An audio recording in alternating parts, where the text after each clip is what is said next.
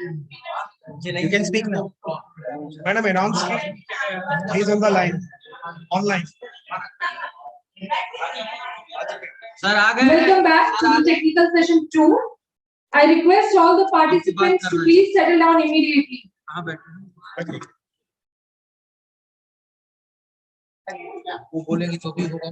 This will be an online session. Our speaker, the expert, will be joining us online.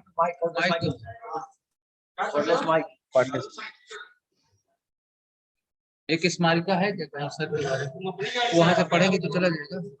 आप सभी से विनम्र अनुरोध है कि कृपया अपना अपना स्थान ग्रहण करें।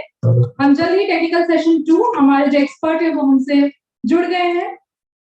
वीडियो भी आपको चाहिए? आप कर दीजिए स्क्रीन पे वो पढ़ेंगी तो आवाज जाएगी ना सर तक जाएगी, लेकिन अभी आप बात करें तो आपका वीडियो।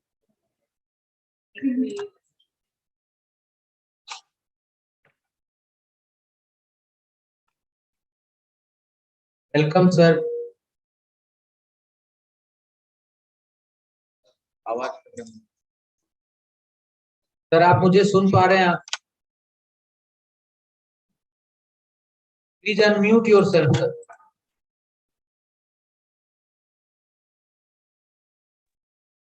अब सर की आवाज आ रही है। प्रणाम सर, आपका स्वागत है।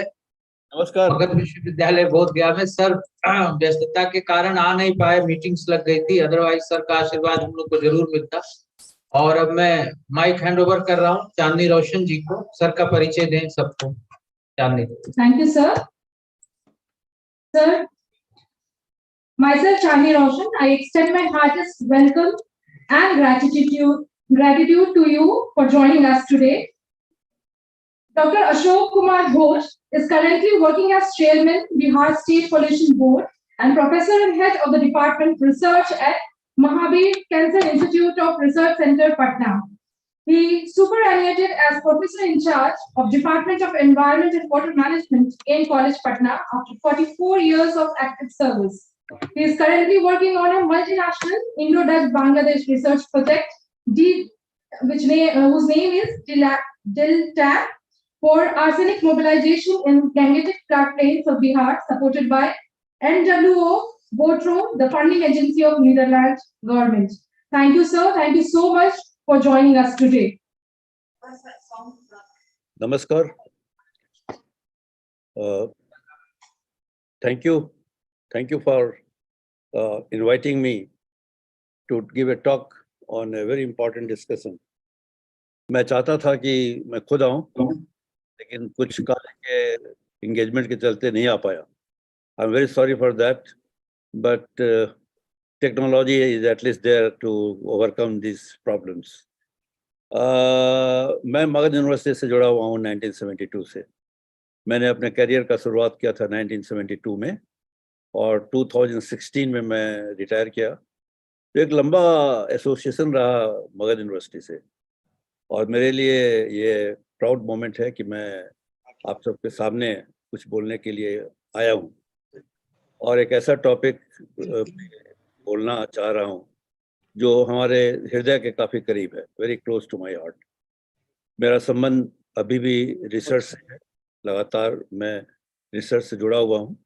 हालांकि मेरा रिटायर किए हुए 7 साल हो गए, लेकिन रिटायरमेंट के बाद भी मैं अभी महावीर कैंसर हॉस्पिटल में काम कर रहा हूँ रिसर्च डिपार्टमेंट में और कुछ मल्टीनेशनल कुछ नेशनल प्रोजेक्ट्स पर भी काम कर रहा हूँ.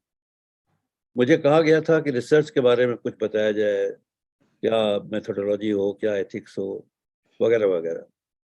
ये एक ऐसा टॉपिक है जिस पर घंटों बोला जा सकता है, लेकिन समय का लिमिटेशन है. मैं 2-3 बात शुरू में कहना चाहूँगा आप लोगों से. एक तो लोग बोलते हैं अक्सर रिसर्च के बारे में जब चर्चा होती है, कुछ मिड एज प्रोफेशनल या mid age above mid age professors, तो वो बोलते हैं कि मेरा एज बहुत हो गया है, अब इस उम्र में रिसर्च क्या करें. जबकि उम्र हार्डली उनका 40-45 भी होता है, ये बोलना शुरू कर देते हैं कि मैं रिसर्च क्या करूं, अब मेरा एज बहुत हो गया है. तो पहला ये तो गलत है धारणा. मेरे मुताबिक रिसर्च किसी भी उम्र किसी भी शुरू किया जा सकता है. एज बैरियर नहीं है। मैं अपना उदाहरण अगर दूं तो मैंने जो सीरियस रिसर्च है वो शुरू किया था एट द एज ऑफ 51, 51 साल में, और 51 साल के बाद मैंने शोध में काम करना शुरू किया और अब तक करीब 20 प्रोजेक्ट पर काम कर चुका हूँ। तो दिमाग से ये तो निकाल दीजिए आप लोग कि एज कोई बैरियर है रिसर्च में। रिसर्च ही एक ऐसा एरिया है जिसमें कभी भी आप रिसर्च शुरू कर सकती हैं विदाउट थिंकिंग कि हम बूढ़े हो गए हैं। हमसे बूढ़े तो नहीं होंगे कोई आप जितने दर्शक बैठे हुए हैं। मेरा एज 72 साल हो गया है और अभी भी मैं रिसर्च कर रहा हूँ। तो मैं जीता जागता उदाहरण हूँ ये बताने के लिए कि एज कोई बैरियर नहीं होता है। दूसरा जो मिथ होता है वो अक्सर जो लोग बोलते हैं शोध के क्षेत्र में कि मेरे पास संसाधन नहीं है, मेरे यहाँ लैब नहीं है, लैब में इंस्ट्रूमेंट नहीं है, क्या काम करें। ये अक्सर हम सुनते हैं अपने कलीग लोगों से, यंग कलीग लोगों से जो बाहर से आए हैं, नए नए प्राध्यापक आए हैं, अच्छे अच्छे इंस्टीट्यूशन से आए हैं।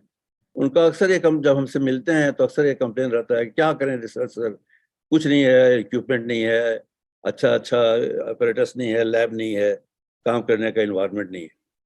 तो फिर मैं अपना ही उदाहरण दूंगा कि मेरा बैकग्राउंड था मोलेकुलर बायोलॉजी और जेनेटिक्स का, और जब मैंने सोचा कि मैं रिसर्च करूं तो हमारे इर्द गिर्द कोई लैब ऐसा नहीं था जिससे मोलेकुलर बायोलॉजी और जेनेटिक्स का रिसर्च किया जा सके अच्छी तरह से, और उसको इस्टेब्लिश करना भी मेरे वश में नहीं था, क्योंकि जेनेटिक्स और मोलेकुलर बायोलॉजी में अगर आप शोध करना चाहते हैं तो जो लैब का इंफ्रास्ट्रक्चर है वो बहुत एक्सपेंसिव होता है। तो मैंने देखा कि तब क्या उपाय है। एक उपाय है कि हम कुछ नहीं करें, दूसरा उपाय करें कि जो सीमित संसाधन है उसके द्वारा कुछ शुरू करें, somewhere we have to start. तो मैं खोज रहा था, खोजते खोजते मुझे नजर आया कि एक एरिया ऐसा है जिसमें मेरा जो लिमिटेड रिसोर्स है लैब का उसको मैच करा के हम कुछ काम कर सकते हैं। और वो एरिया था, उस एरिया का चुनने का कारण था हमारे लैब में एक स्पेक्ट्रोफोटोमीटर था। मैं बात कर रहा हूँ बहुत पुरानी, जब मैंने रिसर्च शुरू किया था। तो स्पेक्ट्रोफोटोमीटर्स में जेनेटिक्स का तो कोई शोध हो नहीं सकता है। तो मैंने सोचा कि मैं अपना एरिया चेंज करूं, एरिया मॉडिफाई करूं, और मैंने अपना एरिया मॉडिफाई किया। मैंने सोचा कि स्पेक्ट्रोफोटोमीटर से वाटर क्वालिटी का एनालिसिस तो किया जा सकता है। तो मैंने पटना के कुछ पॉन्ड्स का वाटर क्वालिटी को एक साधारण स्पेक्ट्रोफोटोमीटर से स्टडी करना शुरू किया।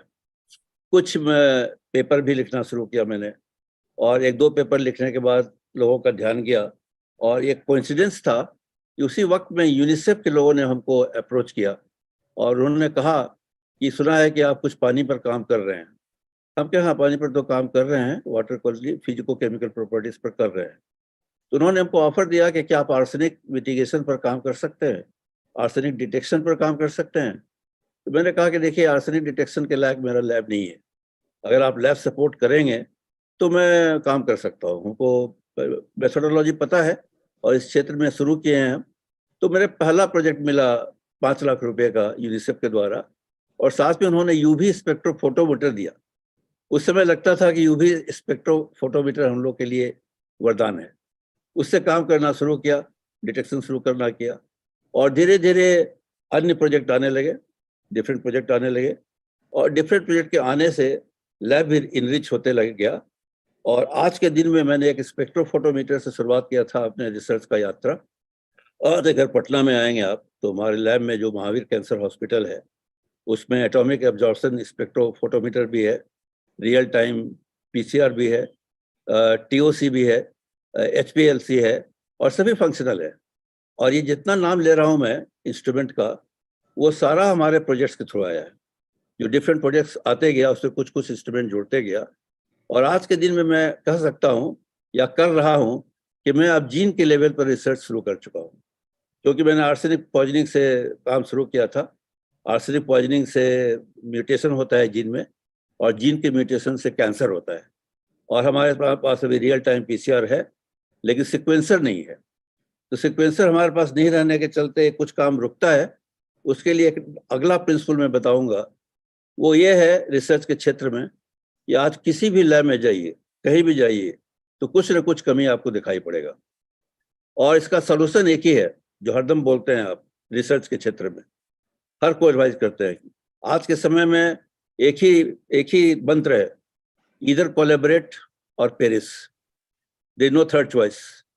या तो आप कोलैबोरेट कीजिए अन्य संस्थान से, या पेरिस कर जाइए, ये कुछ नहीं कीजिए, डेड हो जाइए। और ओपन है। मैं विदेश में, देश में जितने बड़े बड़े लैब है सब में घुमा हूँ। कैम्ब्रिज यूनिवर्सिटी गया हूँ, स्टैनफोर्ड यूनिवर्सिटी गया हूँ, और भी जगहों पर काम किया हूँ। हर लैब में कुछ है तो कुछ नहीं भी है। तो जैसे अगर हमने कहा कि अभी सिक्वेंसर हमारे पास नहीं है, और हमें एक प्रोजेक्ट मिला जिसमें सिक्वेंसर आवश्यक था, तो मैंने तलाश करना शुरू किया कि आखिर सिक्वेंसर कहाँ है। पता चला कि बिहार में अभी कहीं नहीं है, एक जगह पर लगने वाला है, और वो जगह है कैंसर हॉस्पिटल जो मुजफ्फरपुर में खुल रहा है। मैंने उनके डायरेक्टर से बात किया, उन्होंने आश्वासन दिया MOU साइन करने के लिए, और ये भी कहा कि आप हमारे सिक्वेंसर पर काम कर सकते हैं। कहने का मतलब ये है कि कभी आप उम्मीद नहीं कीजिए कि अगर आप शोध करना चाहते हैं तो आपको शोध के लिए सारा संसाधन एक साथ मिलेगा।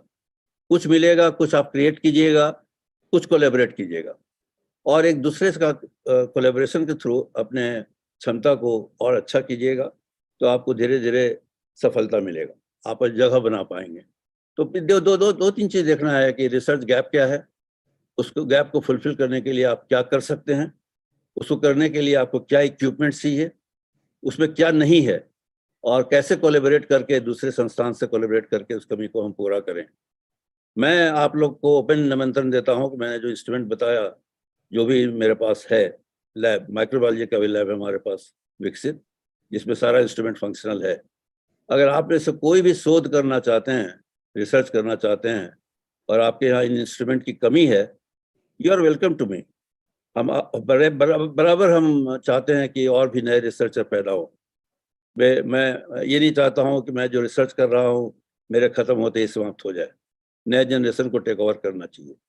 तो आज ऑडियंस में जितने लोग बैठे हुए हैं उनको मेरा ओपन निमंत्रण है कि जब कभी भी आपको लगे कि किसी खास इंस्ट्रूमेंट के कमी के चलते आप अपना शोध पूरा नहीं कर पा रहे हैं, तो आप हमसे संपर्क कर सकते हैं।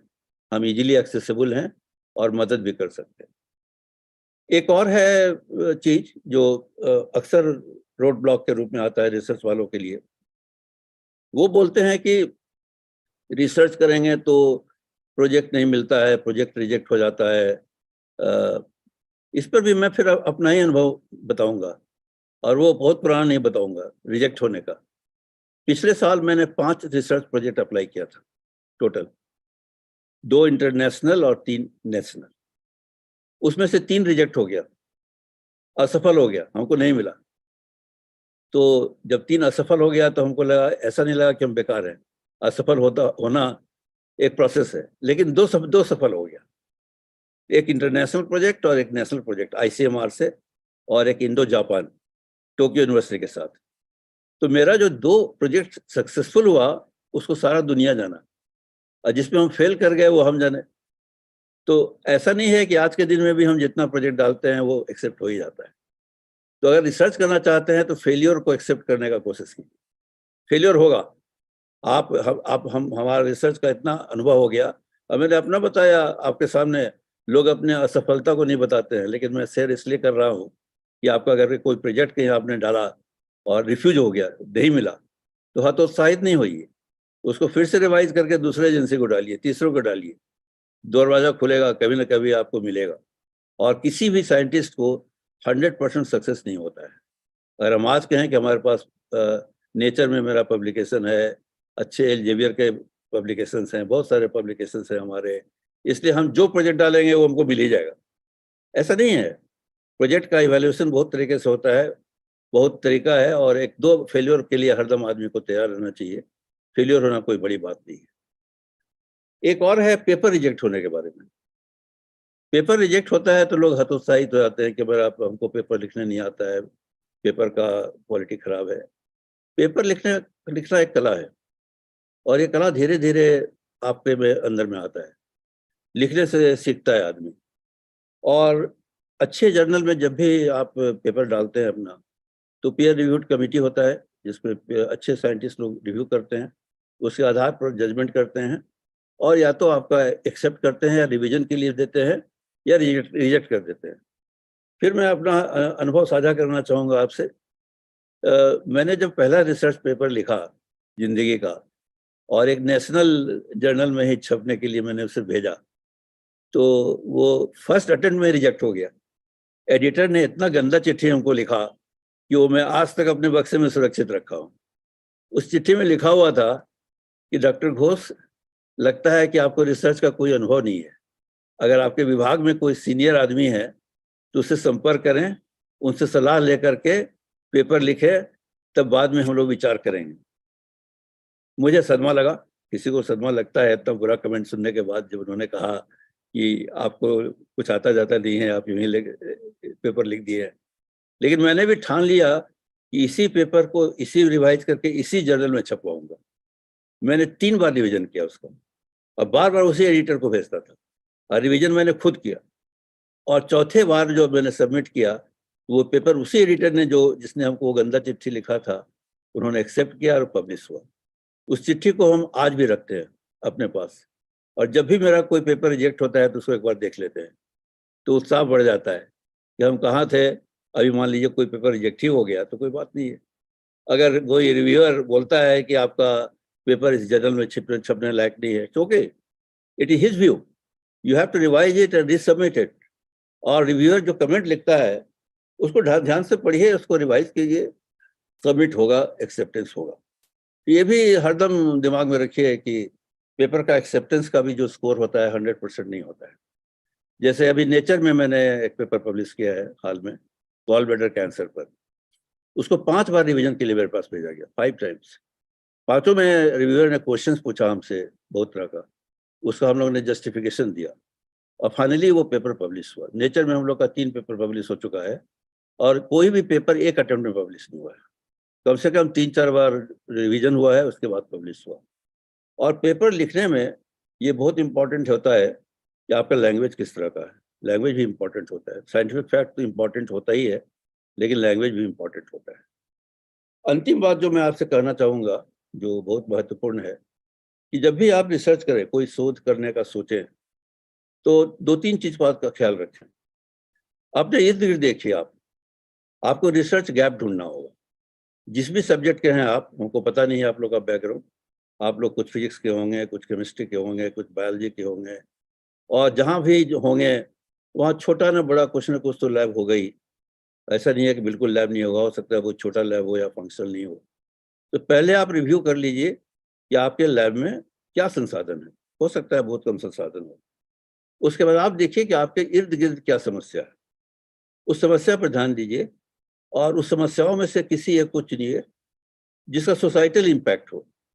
ये बहुत महत्वपूर्ण पॉइंट मैं आपको बता रहा हूँ, क्योंकि जो मोदी जी का गवर्नमेंट है, ये जब से सरकार में आई तो उन्होंने मीटिंग भी किया था एक साइंटिस्ट लोगों का, जिसमें मैं भी गया था। और उन्होंने 2-3 प्रश्न पूछा था जो आपको सुनकर अच्छा लगेगा। पहला उन्होंने पूछा कि आप लोगों में से कितने साइंटिस्ट ऐसे हैं जो रिसर्च प्रोजेक्ट कर चुके हैं। सभी ने हाथ उठा दिया। फिर उन्होंने पूछा कि आप लोगों को कितने लोग हैं जिनका पेटेंट है, तो सबने हाथ उठा दिया। ऑलमोस्ट अच्छे से साइंटिस्ट आए थे जिनका पेटेंट था। तीसरा क्वेश्चन था कि उन पेटेंट में से कितना पेटेंट मार्केट में गया, तो अधिकतर लोग सर झुका लिए। कहने का मतलब ये है कि जो हमारे प्राइम मिनिस्टर है, उनका थ्रस्ट है कि आप रिसर्च कीजिए, केवल अपने सीवी को मोटा करने के लिए ये नहीं चलेगा। आप अपने सीवी को भी मोटा कीजिए, लेकिन आपके शोध को सोसाइटी में भी जाना चाहिए। सोसाइटल कॉम्पोनेंट जरूरी है। तो जो भी फंडिंग एजेंसी है आजकल, डीएसटी है या और भी है, जिसके रिव्यू कमेटी में भी मैं जाता हूँ, तो उसमें एक इंस्ट्रक्शन हम लोग को रहता है कि आप लोग को इम्फेसाइज करना है कि रिसर्च ऐसा हो जिसका साइंटिफिक कॉम्पोनेंट भी हो और सोसाइटल कॉम्पोनेंट भी हो, कि आपके शोध से समाज में निकल कर कूद जाए।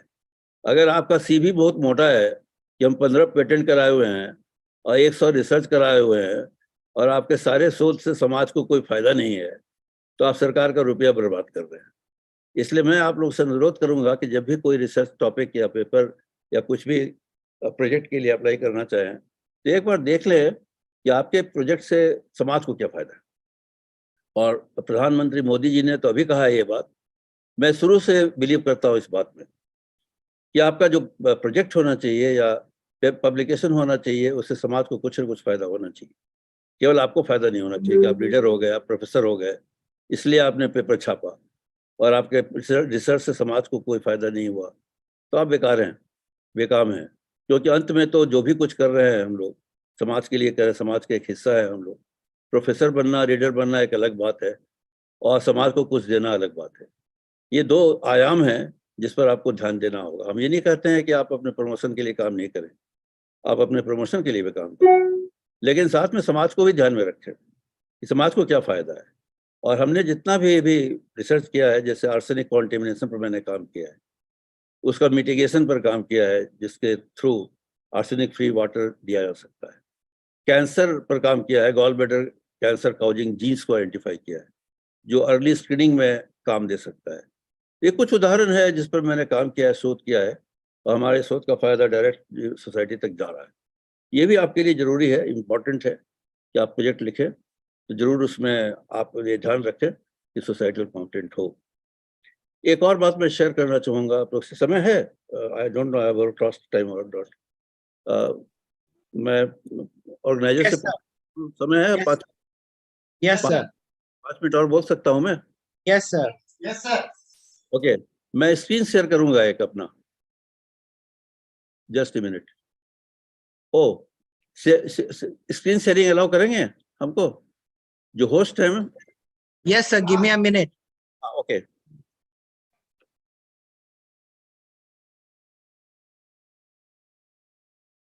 You can share your screen, sir.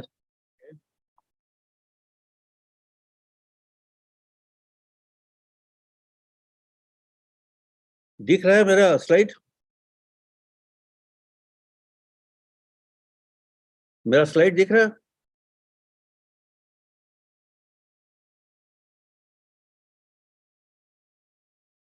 Hello hello, आप मेरा आवाज सुन रहे हैं?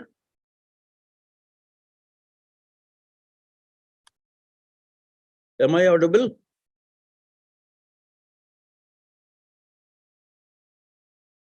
मेरा आवाज नहीं जा रहा है?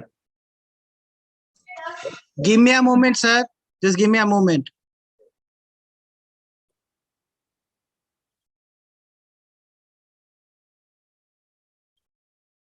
Please share the screen now, sir.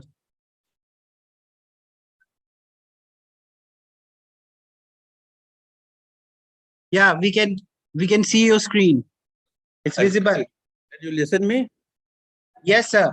Okay, I'll put it in slide show. बहुत सारी बातें तो मैं कह चुका हूँ, जो मेरे मन में था, जो विचार में था और जो मैंने अनुभव किया अपने जीवन काल में, वो साझा किया आपके साथ। 2-3 पॉइंट है जो मैं स्लाइड के थ्रू आपको कन्वे करना चाहूँगा। जैसे रिसर्च क्या है, ये प्रश्न आता है दिमाग में। What is research? That is basic question that comes in mind. It is a careful investigation for new facts in any branch of knowledge. That is the first point. And Redmond and Morey, they defined it, the research is a synthetic, systematic effort to gain new knowledge. शोध उसी को कहते हैं जिससे कि कोई नया knowledge आप गेन कर पाए, ये परिभाषा है। और क्लिफोर्ड वुडी ने कुछ कमेंट किया है कि रिसर्च के बारे में, that research is defining and redefining problems, formulating hypotheses and objectives. That is one thing. Also collecting, organizing and evaluating data, making deduction and reaching conclusions, testing the conclusions to determine whether they fit the formulating hypothesis or objective or not. मैं ये कहना चाहता हूँ कि सबसे पहले आपको शुरू करने के लिए दिमाग में कोई हाइपोथेसिस होना चाहिए, कुछ ऑब्जेक्टिव होना चाहिए जिस पर आप काम करें। उस हाइपोथेसिस को प्रूव करने के लिए या डिस्प्रूव करने के लिए आपको एविडेंस जुटाना होगा। और तब जब एविडेंस आपने जमा कर लिया और आपका हाइपोथेसिस करेक्ट हो गया, तो कंक्लूजन्स पे लिखना होगा कि this hypothesis is acceptable. That is the standard procedure, standard process for systematic research. Then why do research? ये भी मैंने पूछा भी था कि क्यों रिसर्च करना चाहते हैं। इसका आंसर ये नहीं बोलिएगा कि चूंकि हमको प्रमोशन लेना है। प्रमोशन लेना भी एक काम है, लेकिन वो बहुत सेकेंडरी है। प्रमोशन तो हो ही जाएगा, सभी का हो ही जाता है। और पेपर लिखना केवल प्रमोशन के लिए नहीं होना चाहिए। एक तो डिजायर है सबसे महत्वपूर्ण, desire to get research degree along with consequential benefit, जिस बेनिफिट में आपका प्रमोशन भी आ जाता है। Desire to face the challenges in solving unsolved problems, ये आपको उत्साहित करता है। ये जो डिजायर होता है कि किसी चीज को जानने का, जैसे बहुत लोग हमारे दोस्त पूछते हैं कि 72 साल के हो गए हो, अभी तक तुम रिसर्च में सुबह से शाम तक जुटे रहते हो। अरे छोड़ो काम, अब बुढ़ापे में अपना आराम करो, रेस्ट करो, अभी तक क्यों रिसर्च करते हो? तो मेरा एक ही जवाब होता है कि मैं इसलिए करता हूँ क्योंकि हमको रिसर्च करने से नया जीवन मिलता है, एक ऑब्जेक्टिव मिलता है, और कुछ चैलेंज को अगर हम एक्सेप्ट करते हैं और उसको सॉल्व कर लेते हैं तो उससे जो किक मिलता है वो वाइन पीने के किक से बहुत बड़ा होता है। और वही किक है जो हमको अभी तक एक्टिव रखा हुआ है, और मैं बीमारी से ग्रसित नहीं हूँ। हमारा ब्लड प्रेशर हाई नहीं है, हमको शुगर नहीं है, हम बुलेट मोटरसाइकिल चलाते हैं संडे को। लेकिन इसका बहुत बड़ा कारण है कि मेरा मकसद है, एक डिजायर है। Also desire to get intellectual joy of doing some creative work. आप कुछ भी क्रिएटिव काम करेंगे तो आपको खुशी होगी, आपका डिजायर जागृत होगा। एक और पॉइंट जो मैं पहले ही बोल चुका हूँ, desire to be service to society. केवल अपने के लिए मत सोचिए, आप ये भी देखिए कि सोसाइटी के लिए कुछ कर पा रहे हैं। डिजायर टू गेट रेस्पेक्टेबिलिटी, ये भी इंपॉर्टेंट है। आपने हमको बुलाया तो आपने हमको सम्मान दिया। ये सम्मान इसलिए नहीं दिया कि मैं चेयरमैन, आपने इसलिए बुलाया कि मैंने शोध में कुछ काम। तो शायद अगर मैं केवल पॉल्यूशन कंट्रोल बोर्ड का चेयरमैन होता तो आप हमको नहीं बुलाते। लेकिन हम चूंकि साइंटिस्ट भी हैं, रिसर्च भी करते हैं, इसलिए आपने हमको इस लायक समझा कि मैं आपको एड्रेस करूं। And directive of government employment conditions, etc. That is also important. These are the research, why we should do research and why we do research. And then validation, intuition, improved methods, demand of the job, publication, ये तो है ही, that is accessory. Then subject choose करने का, एक तो है आपका idea important है, एक आपका एक्सपीरियंस इंपॉर्टेंट है, और जो आप पढ़ते हैं किताब बुक्स पढ़ते हैं तो उससे भी आइडिया मिलता है। और सबसे महत्वपूर्ण ओरिजिनलिटी, आपके वर्क में नोवेलिटी होना चाहिए। जब तक आपके वर्क में नोवेलिटी नहीं होगा तब तक आपको कोई प्रोजेक्ट नहीं मिलेगा, आपका कोई पेपर एक्सेप्ट नहीं होगा। There has to be something new. अगर नोवेलिटी नहीं है, रिपीटेटिव है, you will be failure. So have new ideas, new hypothesis, test them, prove them और disprove them, and then publish. That is something. The important features of research design, जो research design होता है उसमें एक plan होना चाहिए, सबसे important. Specify the source and types of information relevant to the research problem. That is one thing. Then strategy. Well, plan करने के बाद आपको strategy follow करना होगा. Which approach will be used for gathering and analyzing the data? ये decide करना होगा. And the time and budget, वो भी important है. Most studies are done under these two constraints. Budget का भी constraint रहता है, समय का भी, कि आपको 3 साल में प्रोजेक्ट पूरा करना है और 30 लाख रुपया दिया गया है। ये सब कांस्टेंट रहता है, उसी में आपको, उसी फ्रेमवर्क में आपको काम करना होता है। आपको कभी भी आइडियल कंडीशन नहीं मिलेगा, परफेक्ट कंडीशन नहीं मिलेगा, लेकिन आपको कांस्टेंट के साथ चलना होगा और काम करना होगा। Then characteristics of the research, it has to be systematic, all step must be interrelated one to another, the whole project. Logical, that is also very important, agreeing with the principles of logic. Empirical, conclusion should be based on evidence and observation. आपका मर्जी पर नहीं होगा कि हमारा मर्जी था इसलिए कुछ लिख दिया। आप जो भी कंक्लूजन लिखेंगे उसके लिए आपको एविडेंस देना होगा, ऑब्जर्वेशन देना होगा, एक्सपेरिमेंट करना होगा, डाटा से सपोर्ट करना होगा। That is very important part of the research. The objectivity is also important. It must answer the research question. Before starting the research you have to put some questions and then only you have to plan it. Replicable, आपका research ऐसा हो जो दूसरे scientist replicate कर सके। अगर आप कोई काम किए, रिप्लिकेट हो ही नहीं रहा है, तो आपके काम में फ्लॉ है, कहीं ना कहीं कमी है। That is also important. Transmittable, spread होना चाहिए, इसका पब्लिकेशन होना चाहिए। Quality control is also important in scientific study. There are many methods for quality control, जिसको बताने के लिए फिर कभी हमको समय दीजिएगा तो मैं बताऊंगा।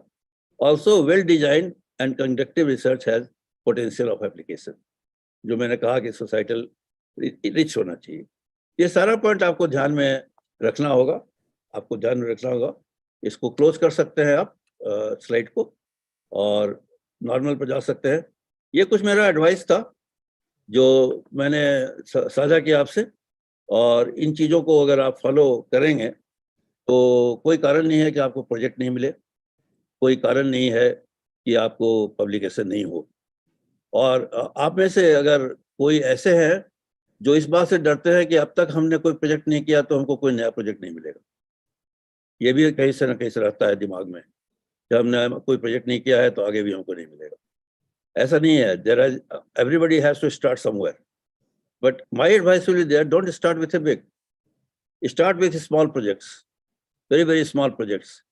Prepare your portfolio by publication, छोटा छोटा पब्लिकेशन से पोर्टफोलियो बना लीजिए उस क्षेत्र में। और अगर आपका बैकग्राउंड में 3-4 पेपर भी अच्छा हो जाता है, और आपको एक आध पेपर भी, एक प्रोजेक्ट भी मिल जाता है 4 लाख 5 लाख तक का भी, तो वो भी काफ़ी होता है आगे बढ़ने के लिए, और करोड़ों का आपको प्रोजेक्ट मिल सकता है। मैंने जो पहला प्रोजेक्ट किया था, जैसे बताया, यूनिसेफ का था, वो 5 लाख का था।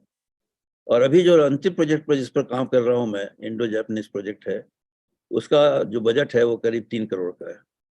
तो मैं 5 लाख से 3 करोड़ पर पहुंचा हूँ, एक दिन में नहीं पहुंचा, उस समय लगा है। लेकिन शुरुआत में मैं भी 5 लाख पर ही था। 5 लाख भी हमारे लिए बड़ी उपलब्धि थी। आज अगर हम करोड़ों में प्रोजेक्ट ला सकते हैं तो इसका मतलब ये नहीं है कि हम कूद के ऊपर पहुंच गए। मैंने सीढ़ी चढ़ा है, मैंने स्टेप वाइज आगे बढ़ने का कोशिश किया है, और आप भी कर सकते हैं। हम एक छोटे कॉलेज में पढ़ाना शुरू किए थे, एन कॉलेज में, पटना में, जिसमें बहुत सारा फैसिलिटी नहीं था, कॉन्स्टेंट्स भी था, लेकिन उसके बावजूद हमने काम शुरू किया और यहाँ तक पहुँचे। और कम से कम अभी आपके वाइस चांसलर साहब को हम पर्सनली जानते हैं, जो नए वाइस चांसलर साहब हैं, एसपी साई जी, पता नहीं हॉल में हैं या नहीं, हम नहीं जानते हैं। ये कम से कम ऐसे आदमी हैं, वो हमारे तो काफ़ी जूनियर हैं, हमको गुरुदेव कहा करते हैं। ये रिसर्च को सपोर्ट करते हैं, क्योंकि रिसर्च को सपोर्ट करने वाला वाइस चांसलर भी कम ही मिलता है, बहुत कम मिलता है। और फिर मैं एक अनुभव साझा करना चाहूँगा कि जब यूनिसेफ का प्रोजेक्ट तो मिल गया हमको डायरेक्ट, उसका दूसरा प्रोजेक्ट हमको मिला था डीबीटी से, डिपार्टमेंट ऑफ बायोटेक्नोलॉजी से।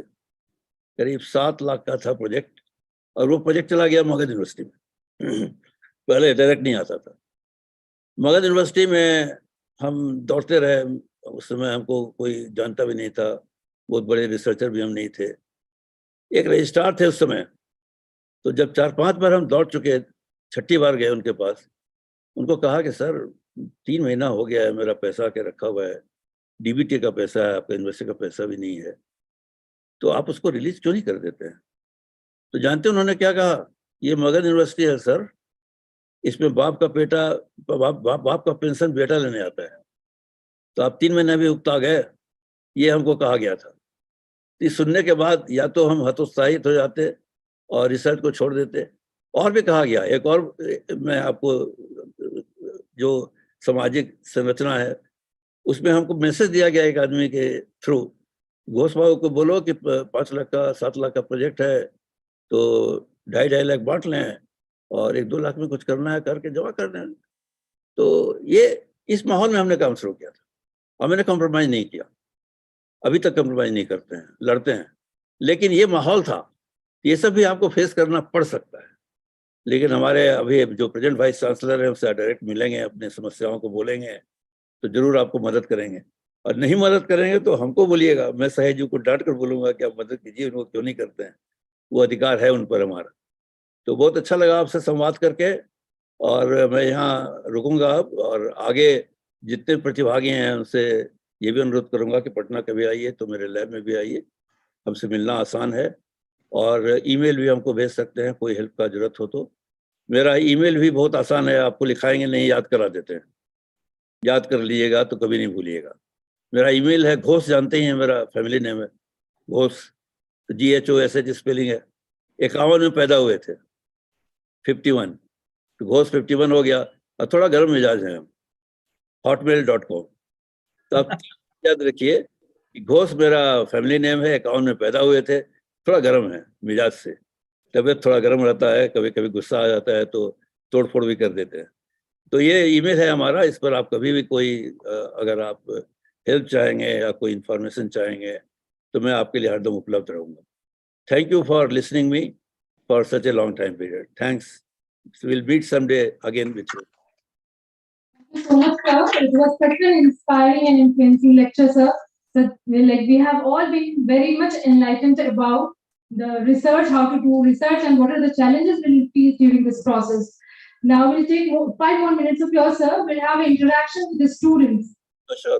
Students, if you have any queries, any questions, you can ask to sir. Most welcome.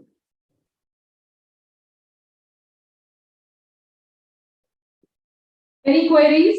Any questions? Any question from students or participants?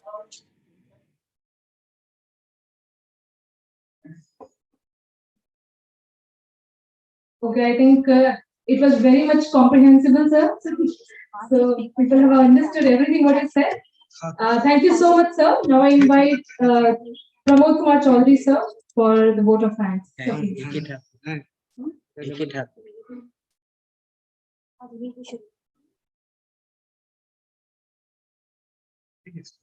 Thank you Chandni जी.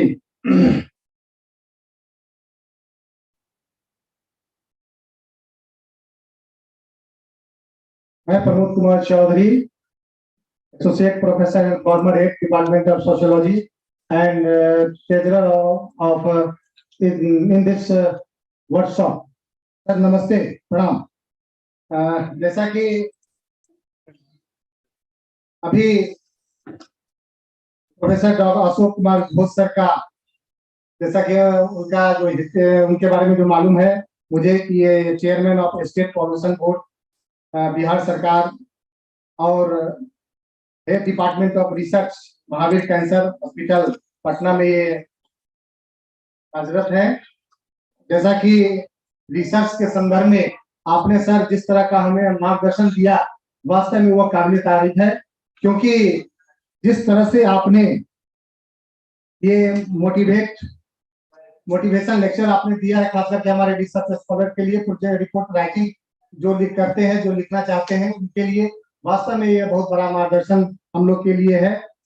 आपने आपके द्वारा बहुत अच्छे तरह से बताया कि जिस तरह से एक अगर कोई रिसर्च स्कॉलर अगर वो प्रोजेक्ट लिखना चाहते हैं तो बहुत सारी कठिनाइयों का सामना करना पड़ता है, लेकिन कभी कभी यह चीज भी ऐसी समय भी आता है जब कभी कभी लगता है कि मैंने खूब मेहनत किया, लेकिन उसके परिणाम स्वरूप मुझे वह अवसर नहीं मिल पाया. जैसा कि सर ने भी अपने लेक्चर में खास करके उन्होंने बताया कि बहुत परिश्रम करने के बाद जो है कई बार उनका वो एक्सेप्ट नहीं हो पाया, रिजेक्ट भी हो गया. तो इससे घबराने की आवश्यकता नहीं है. यह वास्तव में हम लोग के लिए खास करके बहुत ही आवश्यक है सर. और साथ ही साथ आपने साइंटिफिक मेथड को और लैंग्वेज, ये बहुत बड़ी बात खास करके हम लोग के लिए, खास करके रिसर्च राइटिंग के लिए जो है, यह हम लोग के लिए बहुत आवश्यक हो जाता है. साथ ही साथ एक चीज और हम लोग के सामने जो बहुत बड़ी बात आई कि वास्तव में सोसाइटल इम्पैक्ट, ये बहुत बड़ी बात है, क्योंकि जो भी रिसर्च होता है जब तक उसका सोसाइटल इम्पैक्ट नहीं होगा तब तक उस रिसर्च का कोई इंपॉर्टेंस नहीं होता है. इसलिए यह बहुत बड़ी बात सर आपने कहा है. हम आशा करते हैं कि इन सभी चीजों पर हमारे रिसर्च स्कॉलर विशेष रूप से ध्यान देंगे और आने वाले समय में सर आपका जो मार्गदर्शन है, जो आपका जो विचार है, हम उसका ज्यादा से ज्यादा फॉलो करेंगे. आपने सर बहुत बहुत कीमती वक्त आपने दिया. तो सर आपको इस वर्कशॉप के माध्यम से मैं आपको सर बहुत धन्यवाद देना चाहती हूँ, बहुत बहुत धन्यवाद देना चाहता हूँ sir. Thank you very much.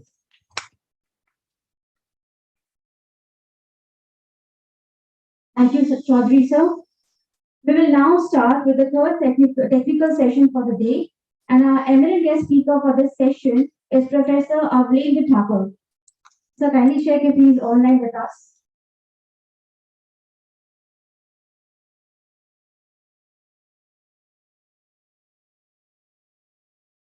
Professor Thakur, if you could hear me, we are ready to begin the third technical session now.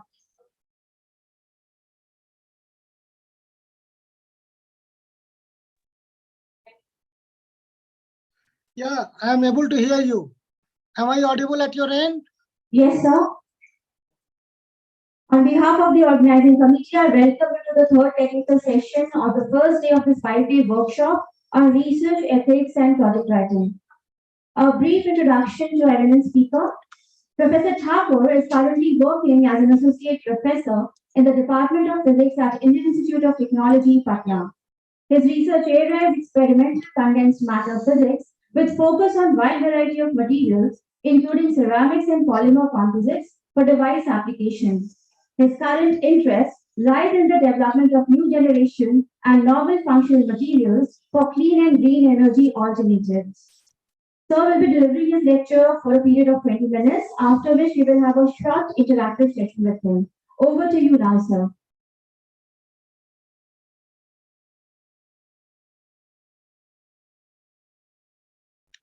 Please allow screen sharing. Yes. Yes. Sir, if you can begin, we are allowing it from our end. You can start sharing your screen now, sir. Okay.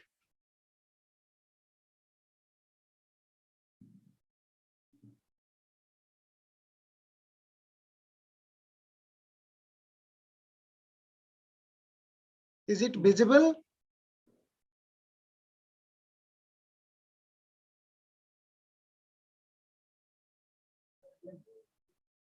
Yes, sir.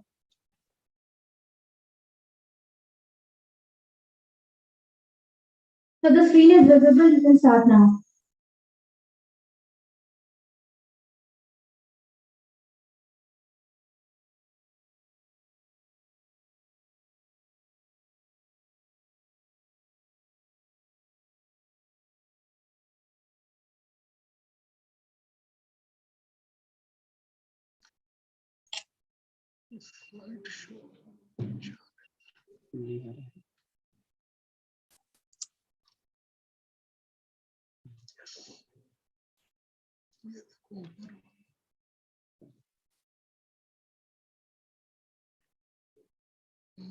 Professor Thakur, you can start the lecture. We can see your screen. The screen is visible to us.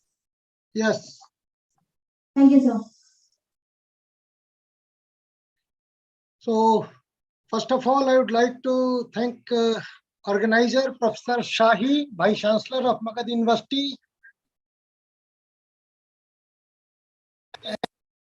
and all the organizers.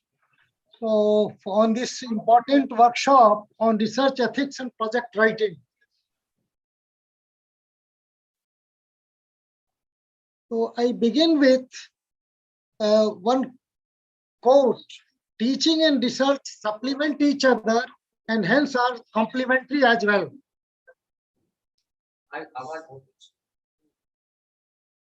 Teaching we consider as essential for human capacity building, whereas research is most essential for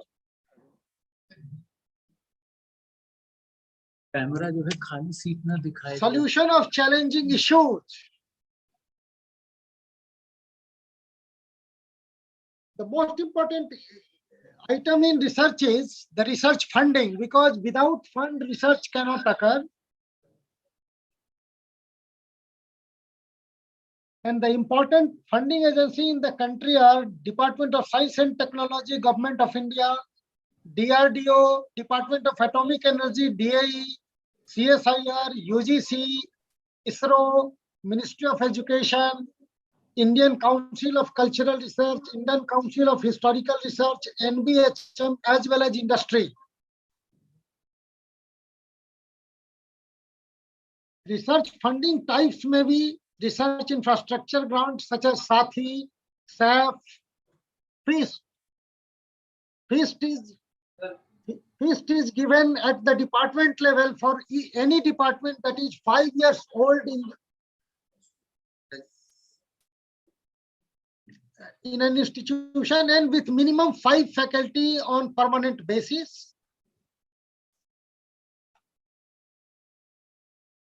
SATHI is the Sophisticated Advanced Technical Help Institute, where a group of institutions are given large quantum of funding for research infrastructure building, whereas SAF, Sophisticated Advanced Instrumentation Facility, is given to any university in the country that is engaged in research.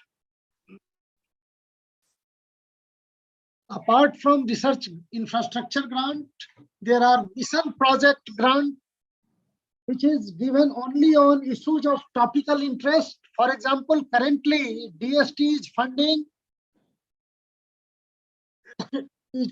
for water pollution, on water and pollution, energy, renewable energy, etc. That is topical interest and challenging problem. Another funding is grant CNAD project funding, where both institution as well as individual or group of individuals can get it.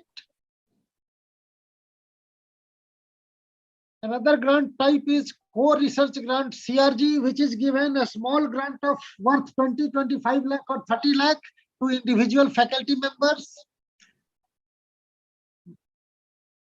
Early research grant to young faculty who join in any institution on permanent basis, that is up to 20 lakh. And to promote research of among women scientists, research grant are there, for which where women can be holding a permanent position or maybe on a temporary contractual position as well.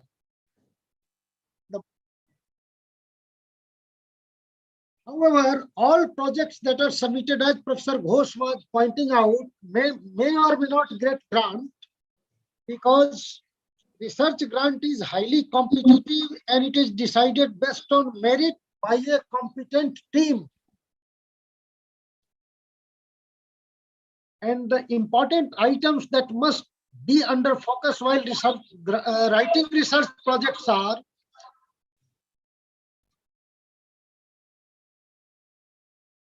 at least the target objective must be clear,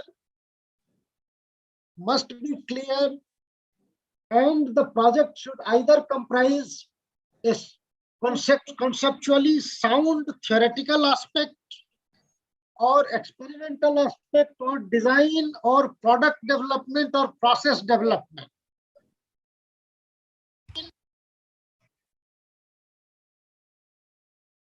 Second, if we go for experimental, then experimental research may be focused on materials or process after identifying the gap, technical gap.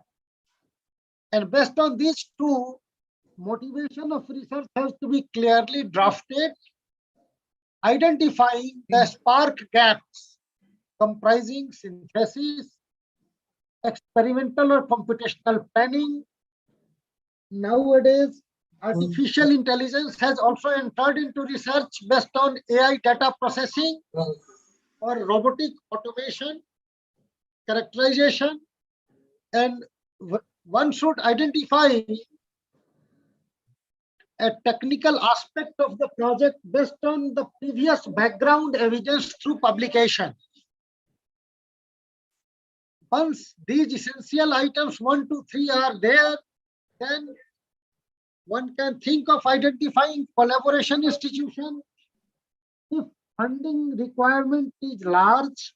Otherwise, one can proceed through CRG or early career grant or women scientist grant type project opportunities.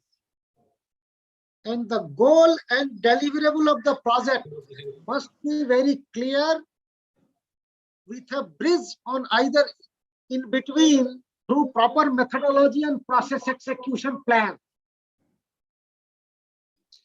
Now, with these basic fundamentals for a good project that must be considered while project drafting starts, I am just going to have a case study analysis where a live project was submitted to DST and project was shortlisted after a screening, and was invited for presentation at Delhi, and the project has got success as well. This is a large funding project under the scheme Sathi. When I say Sathi means scientific, sophisticated, analytical and technical help institute facility by DST Government of India, which is not given to a single institution but to a group of institutions.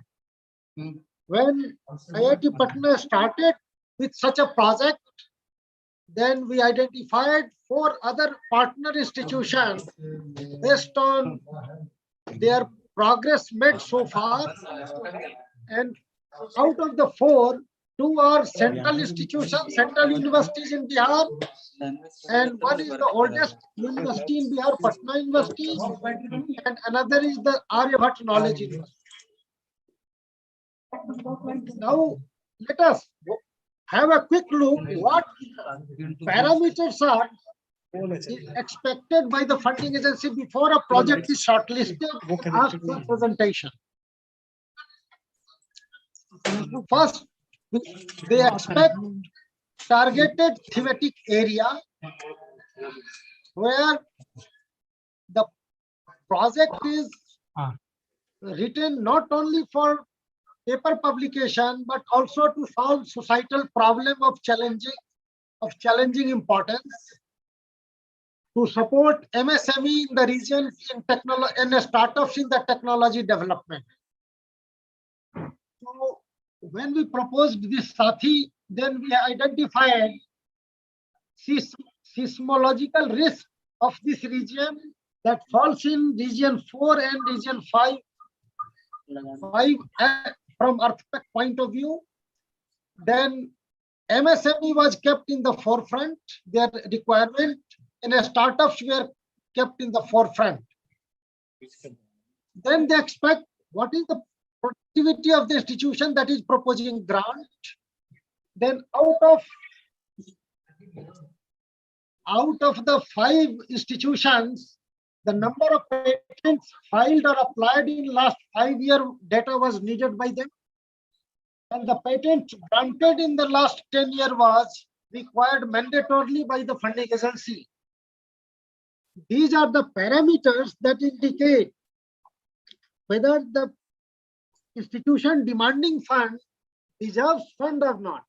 This is a very critical parameter that is essential, and therefore IIT Patna wanted to lead this region in research, making joint consortium with other institutions. And I'm sure on receipt of grant, which we are going to get in another 1 month's time or 2 months' time,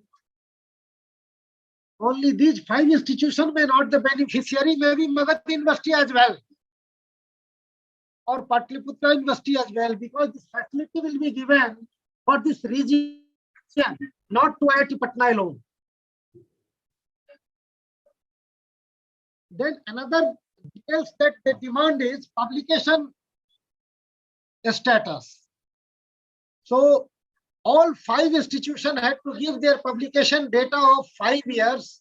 And if you look at the statistics, then the oldest university in the region, the Patna University, and the one of the newest, the Aryabhatta Knowledge University, is lying little away, but the research culture has started there and it is going to pick up once this consortium grant is received. And I'm sure IIT Patna would always be available also for any university of the region, and IIT Patna welcomes any research facility to be extended to any institution in the world.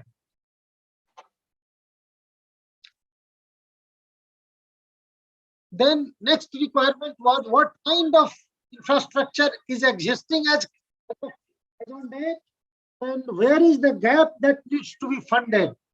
This is another important aspect that needs to be placed very clearly in the project writing, because large funding cannot be given until or unless basic infrastructure is available in an institution. So while drafting this proposal, we had to supply data that what is the existing facility at the institute, why do we require a new facility, and what is the target objective, and whether the facilities demanded are matching with the target objective or not. So we gave them a statistical distribution of whatever facility has been there is currently, in which year they have been procured, what is the source of funding, and what is the present status. So for example, if an institution has got some project at some point of time and the facility required is non-functional, then new grant will be very difficult to receive. And it is at this point where administration of the academic institution has to be very proactive in supporting the principal investigators of the project so that project is implemented smoothly. Since such projects are time bound, the project should be implemented in time bound limit without any technical obstacle in the procurement of the equipment, in the procurement of the consumables, and in implementation of the project. Next item comes, all funding agencies require that minimum infrastructure the institution should be always ready to supply. For example, a space for creating lab. As for example, the Sathi facility, they asked us that 20,000 square feet of lab has to be kept ready before project is considered. Then the next item, they asked for whether availability of guest house is there for national users or not. Then whether the different programs like skill development, capacity building, etc. activities is going on in the institution or not. So these are the essential prerequisites that the funding agency nowadays is expecting from the institutions before fund is sanctioned to any institution. And it is at this point of time, all institutions should join in this region, should join hands so that these points, we don't lose marks on any of these points if we are in a consortium state. Otherwise, if any of these checklist is blank, then the project funding will be difficult.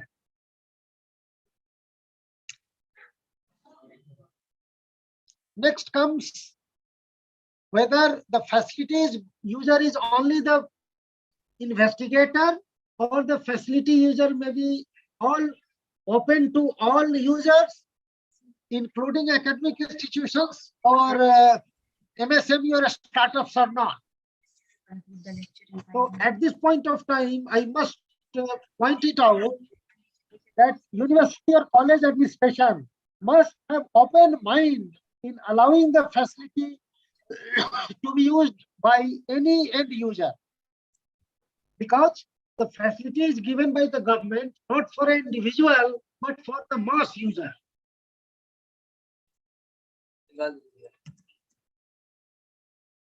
Then they expect how are we going to implement the project, so that plan they also expect. And then comes the discussion. If all the previous discussion, whatever previous items I have pointed out, if all those parameters are fulfilled, then the funding agency becomes ready to discuss what you require, why you require, and what is going to be the deliverable at the end of the day. So in the Sathi proposal that we are likely to get under a consortium, which is a case study I am explaining, there were three verticals. One was the large scale static and dynamic cycling testing facility for resistant infrastructure creation, and this has been accepted. Next is category B, advanced analytical facilities for materials characterization and testing. These are the facilities we requested, and the funding agency has agreed after detailed discussion. Avikash.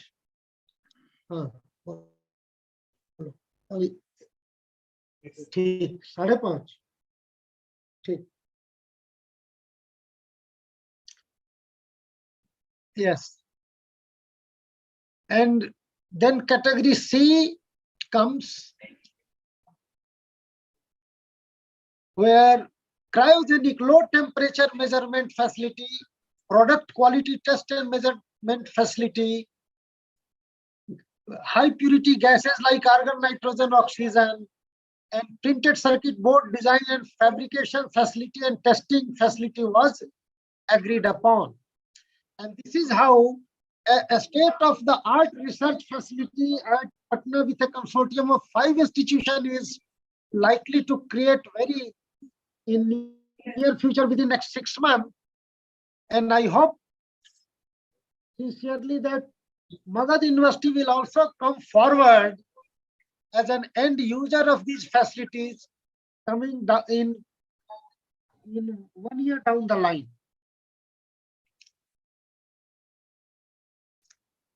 Then comes overall objective we have to explain. So the objective was explained. The prime objective has to be very clear, and what we had placed for DST, the facility were demanded for creating infrastructure facility for analytical equipment, test and evaluation, fabrication, and manufacturing unit creation to catalyze an ecosystem of collaboration. Hello. And holding Hello. with any institution in the region. Can you hear me, sir? Yes. Sorry for the interruption, sir. We request you to conclude in Yes. 5 minutes. Yes. Thank you. Yes. Please tell. Sir, please conclude in 5 minutes, sir. We are having shortage of time. This is the last slide. Okay, sir. Thank you. Yeah. Then next item should be, as I had mentioned in the beginning, human capacity building to cater the need of technological challenges and creating talent pool to support the startups and manufacturing, emerge as a self-sustainable unit with research infrastructure, and also for operation and maintenance, revenue generation has to be done using these infrastructure through MSME and a startup, and lead in this region of state of Bihar for building research ecosystem and to nurture NSME and a startup. The theme was cater to the materials characterization requirement of researchers, focusing on energy efficient and earthquake resistant resilient buildings, low cost housing, clean and green energy solutions, new innovative and energy efficient processes, and materials for next generation of sustainable technologies. And the justification was to mitigate the regional imbalance in R&D facility and resource distribution with an aim to equal opportunity for all. This was the justification. Then the fund requirement is to be done in detail, where negotiation is very hard negotiation is to be done. And then we have to summarize. Why do we need any proposal? So this is how this case study has been elaborated to give an overview of what are the points to be noted while sitting to write a project proposal. Thanks a lot for your patient hearing. Thank you, sir, for an interesting lecture. We are now set to begin our interactive session. If anybody from the audience has any query, you can ask questions from sir. अगर आपके मन में कोई जिज्ञासा है तो आप प्रश्न पूछ सकते हैं. Any queries from the house?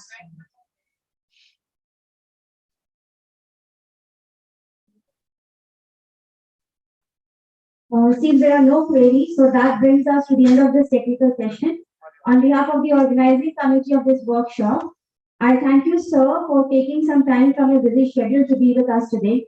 Your lecture was really interesting and it invigorated us a lot, highlighting the different aspects of funding as far as research is concerned. I also thank all the participants for the patience and support, and I also thank the reporters for this session for being with us. Thank you again.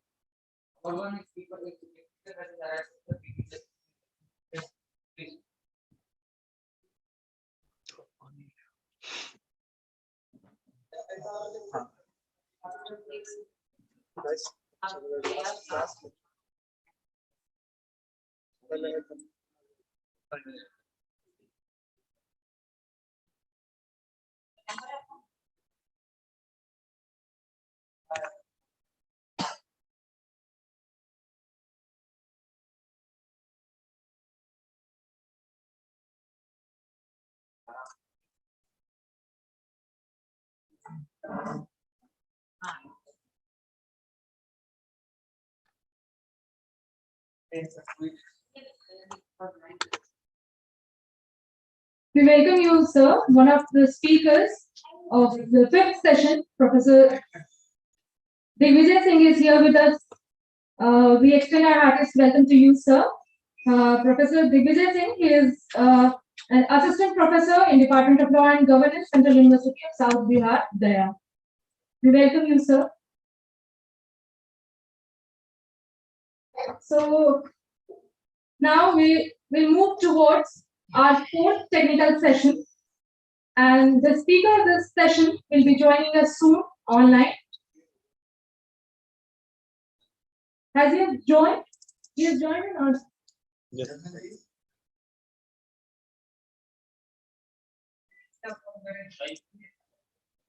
Dharmendra Yadav, yes, they joined. Please join. Okay. Abbas? Dharmendra sir, can you hear me? Our next speaker for this session is Dr. Dharmendra Kumar Yadav. Yes, I can. Okay, sir, you can hear me, sir? Sir, on the behalf of the organizing committee of workshop, I extend my heartiest welcome to you, sir. Before moving ahead, we'll have a brief introduction of Dr. Dharmendra. Dr. Dharmendra Kumar is presently working as Assistant Professor in Department of Statistics and Demography, National Institute of Health and Family Welfare, New Delhi. He is a Fellow of Royal Statistical Society, FRSS, London, UK, and elected member of International Statistical Institute, that is ISI, Netherlands.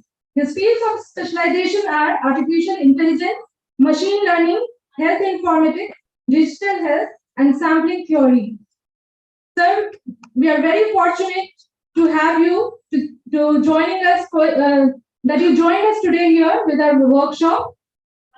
Sir, you will have 20 minutes for your lecture, sir. Try to conclude it in brief, and after that we'll have 5 minutes of interaction with the students, the questions and the suggestion session. Over to you, sir. Thank you so much, and I convey my thanks to the organizers for inviting me for this and giving me this opportunity to interact with the researchers and faculty members, research scholars from different disciplines. So I'm thankful to the organizers, especially Dr. Shailen Singh, for inviting me and giving me this opportunity. So I will deliver a talk on what are the research funding opportunities which are available for the researchers from different disciplines. So I will cover both the government, funders, as well as government funding agencies, as well as this international private funding agencies. So let me share my screen.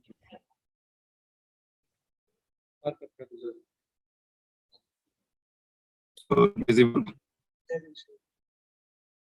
So my screen visible or not? Please let me know.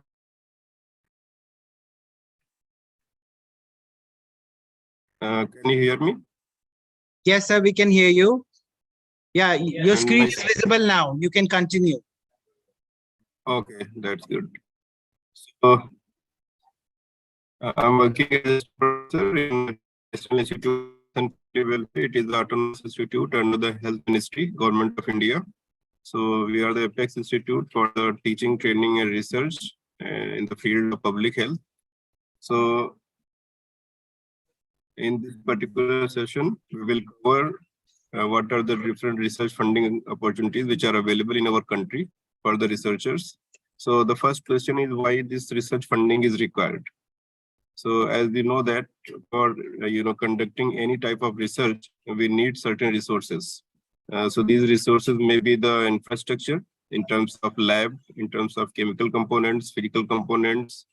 Okay, so for that we need funding or funds. So in the other way, for some research studies require the data collection from the field. So for that we have to travel and human resource we have to hire. So for that we need the funds. Similarly, conducting all the research, we have to disseminate that particular research, what the research work, what the research study you have done, we have to disseminate it. So what are the different way of dissemination? These way are the to present the paper, to publish the paper, okay, to disseminate, to organize or dissemination workshop.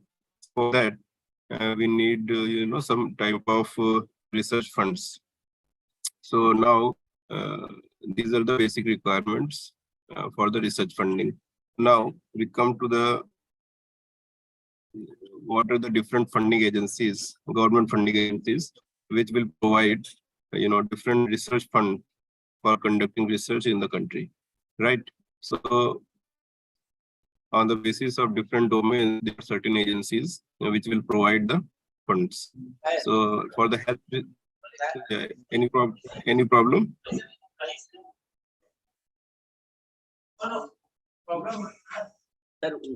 So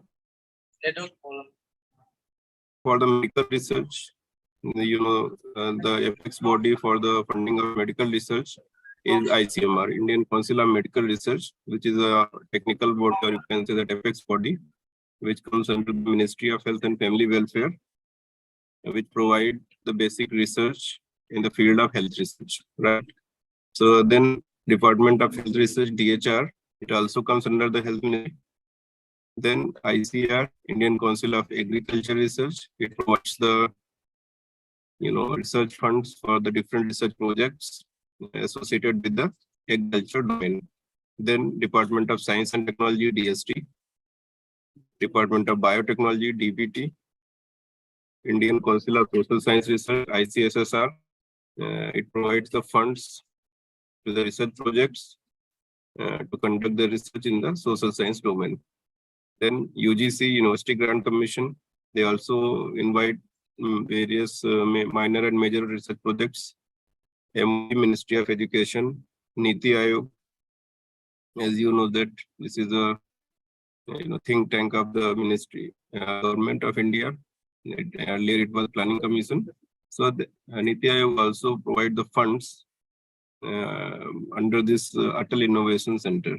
Okay, so in our institute, in your university, you can develop any Atal Innovation Center. So for these, under these schemes, different fundings are available. Similarly, there are different international agencies which also provides the funding for the research, like WHO, World Health Organization, UNICEF, United Nations Development Program, UNDP, Bill and Melinda Gates Foundation, BMGF, USAID. So these all are the international agencies, okay, which have the development fund or development, global funds, which can provide to conduct any research, especially for the socio-demographic and health domain in your country. So you can take the funds from these agencies. Right? So first we go to the ICMR. There are ICMR provides the Indian Council of Medical Research is a nodal agency in the country to promote health research in the country. It supports funding in the areas of discovery research. Suppose you want to discover new invention, then you have to conduct the discovery research. For that, we need funding. Development research, you want to develop something, You want to develop some new particular medicine, new vaccine or anything, new methodology. So for that, ICMR will fund you. Descriptive research means some survey-based research. For that, you need to collect the data, and on the basis of that data, you make some inference. So for that, ICMR will also provide you the fund, research fund. So let's see the website of ICMR. There are different areas of health research. So ICMR will provide you the funds for the research in the communicable diseases as well as non-communicable diseases, reproductive, maternal and child health, nutrition related. You can make the proposal under these categories, thematic areas, and ICMR will provide you the fund, right?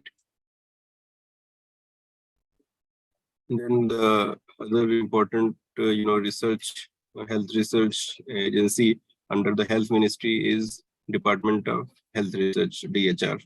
So it provides grant in aid scheme for intersectoral convergence and coordination for the promotion and guidance on the health research. Okay, so it will provide you the fund to those projects which have the intersectoral convergence. These are the interdisciplinary research in the health. So for that, DHR will provide you the fund. Similarly, for development of labs or infrastructure health for the health facilities, this DHR will provide you the fund. So both ICMR and DHR comes under the Ministry of Health and Family Welfare, Government of India. Then under the Ministry of Agriculture and Farmers Welfare, the apex body for the research is ICR, Indian Council of Agriculture Research. So this ICR is the apex body for the coordinating, guiding, and managing research and education in the agriculture in the country, right? So for the agriculture research, ICR provide the research funding. So it provides the grant in aid for the extramural research in the agriculture. If you want to conduct any agriculture research related with some crop or some manure or different or the advancement in the agriculture production. So if you want to conduct any agriculture research, then ICR is the best body for the fund, right? And then another important component is DST, Department of Science and Technology, right? So any research in the basic sciences and technology, the DST is the apex body for funding. So these are research schemes. Just want to click and want to show how these, what are the different schemes which are available in the DST.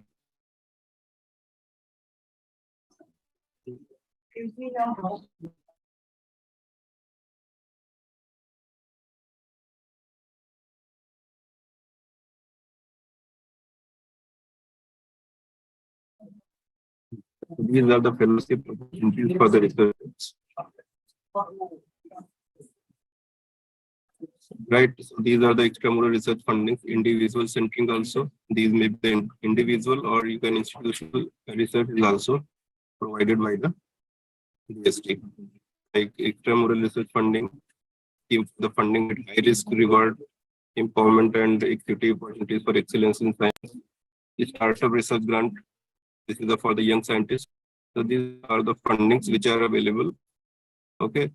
Early Career Research Award. So these are the professionals or academicians which are in the early stage of their career. Within 2 years, they can apply for these Early Career Research Award. It is necessary that you have to apply within 2 years of your career, right? And then there are J.C. Bose National Fellowship, Ramanujan Fellowship, NPF, National Postdoctoral Fellowship. After PhD, you can apply for this one, NPD. Okay, serve postdoctoral overseas. If you want to pursue your postdoctorate from foreign, then you can apply for the DST serve scheme, CSIR Young Scientist Award. So there are so many, fellowships Indo-US Fellowship for the Women.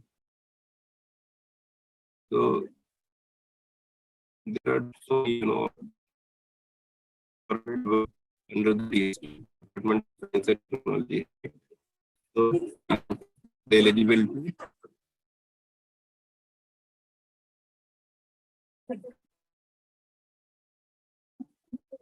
So, my screen is visible.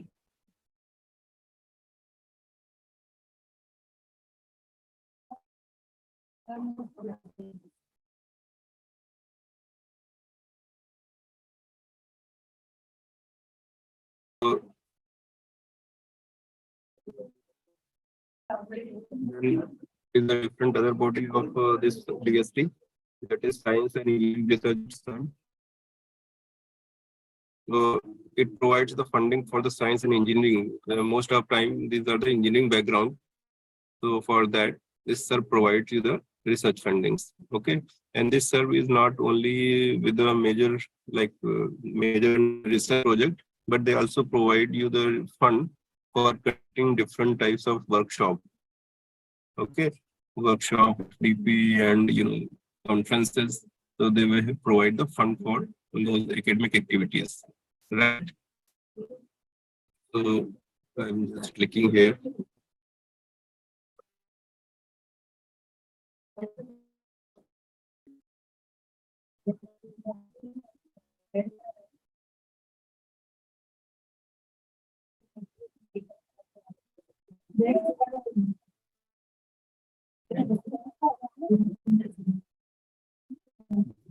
Is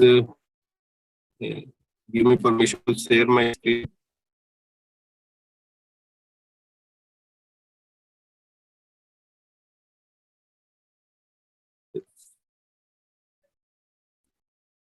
Can you hear me? Yes.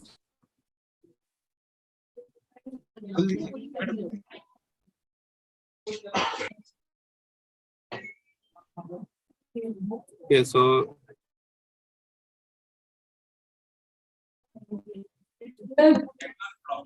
So there is a network issue at your end, I guess. I can see you. So could you please conclude in 2-3 minutes if possible? Okay, problem. Okay, problem. So I'm just concluding. So these are the SERV engineering research. You can see the SERV. There are so many all proposals are there, which are closed, ongoing, upcoming. So they call for proposals are there in the Science and Engineering Research Board, SERV. Right?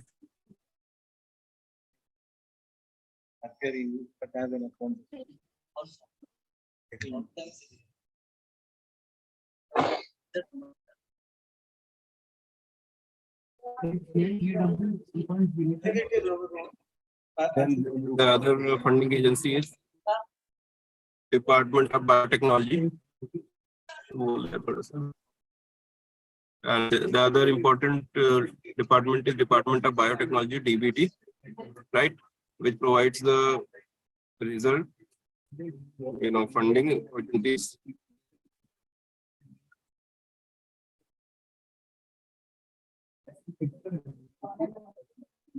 And so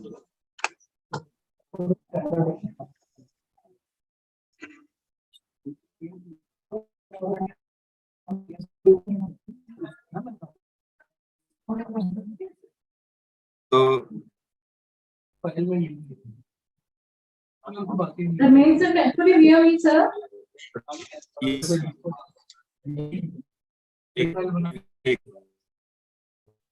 Hello, can you hear me? Sir, we can hear you. Sir, we can hear you. Yes, yes. Am I audible, These sir? are, yes, yes. So this is the Department of Biotechnology. So any research related to biotechnology, you can apply over here. Then for the social science research, you can apply in the Indian Council of Social Science Research, New Delhi. Okay, so this ICSR provide the funding for major and minor research projects in the domain of social sciences. Okay, so basically they invite the major and minor research projects They can also, provide you the fund for conducting different types of faculty development programs. Okay, conferences for under this ICSR. So the other important component is Niti Aayog. So as you know that this is the planning commission and National Institution for Transforming India. So they will also provide you the research fund for the projects related with the health, nutrition, socio-demography, infrastructure, and there is a important Atal Innovation Mission. Atal Innovation Mission is a new initiative of the Government of India under the Niti Aayog, in which any innovative ideas, if they can come, so this provide you the fund. Okay, it is just like a startup, innovative startup. So your university, your college can be the Atal Innovation Center. Okay, and you can collect the innovative ideas from your students, and for that you can have the fund from this Niti Aayog. So there is a Atal Innovation Mission. Similarly, there are different international agencies which also provide you the funds for conducting research in your country, like WHO, UNICEF, UNDP, BMGF, USAID. Okay, but your this research topic should be in general for the public health or anything which fulfill the requirement of these international agencies. Okay, it should not be individual, it should be a public health or general type of research. So these are some international funding agencies, right? So with this I conclude my presentation. So any inquiries from the participants, I will be more than happy to Thank you so much, sir. share. We thank you for widening our horizon of knowledge about the funding agencies. Now the floor is open for the queries and questions.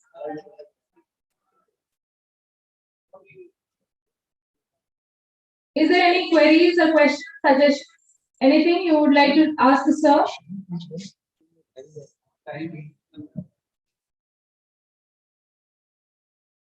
Sir, I think there is no queries, sir. So with this, we come to the end of the technical session 4. And we thank you, Dharmen sir, for joining us today. It was an enlightening lecture for you. Thank you so much, sir. Thank you. Thank you.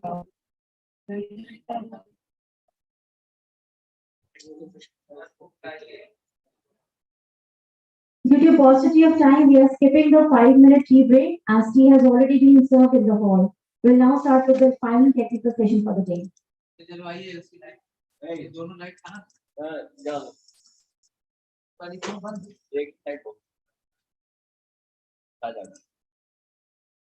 So, speaker for the 5th technical session is Dr. Singh, Dr. Digvijay Singh. And I request our speaker, Dr. Digvijay Singh, to the dais and grace the occasion, sir. So please. I would also request the session will be chaired by our Dilip Kumar Kesri sir, Professor and Head PG Department of Zoology, Magadh University, Bodh. I also invite him to the dais. So please.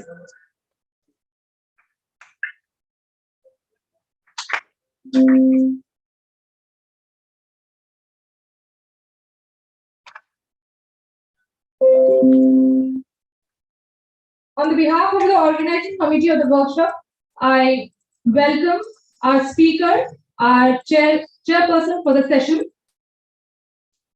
Before we proceed further, I will request Abha ma'am, Department of Zoology, to felicitate our speaker and chairperson with mementos and khada. Ma'am, please.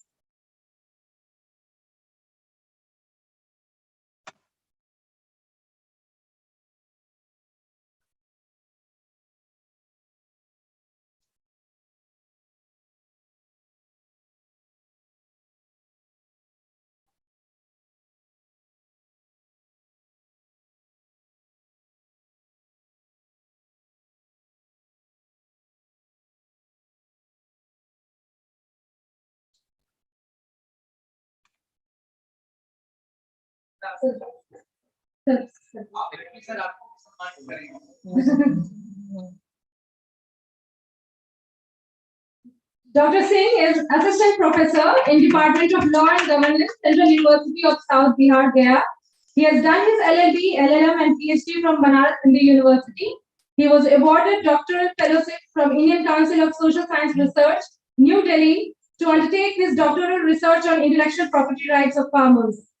His areas of specialization or interest include teaching of intellectual property rights and legal theory and research in intellectual property rights.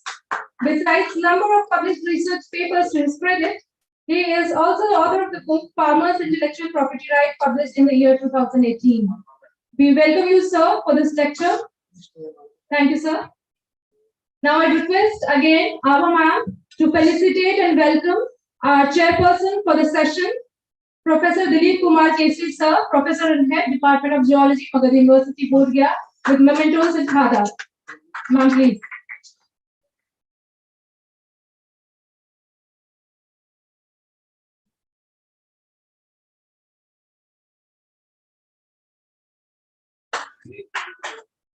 Please give a big round of applause for our guest and the chairperson.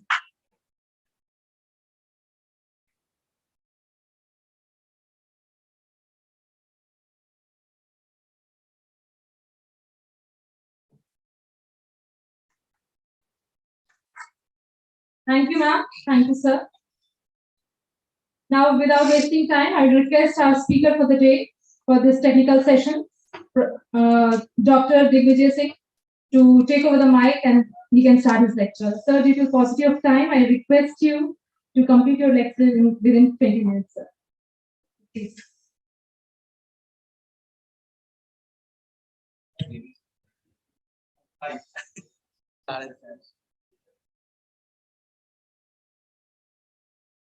Good afternoon to everybody, respected chair of the system and faculty members and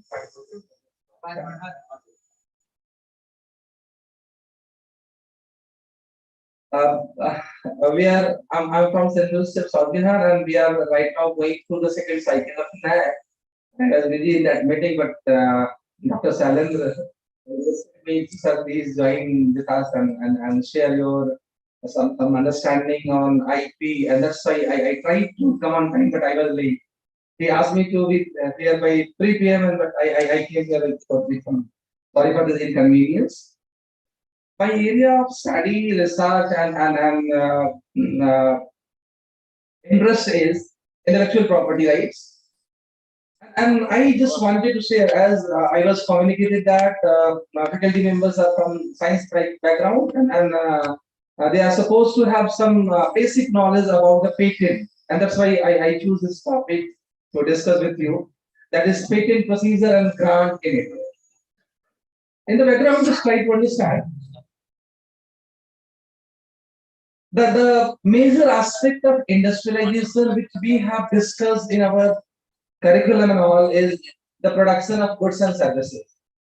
But at the same time, in that same industrialization, there is something else which we need to discuss, and that is invention of machines.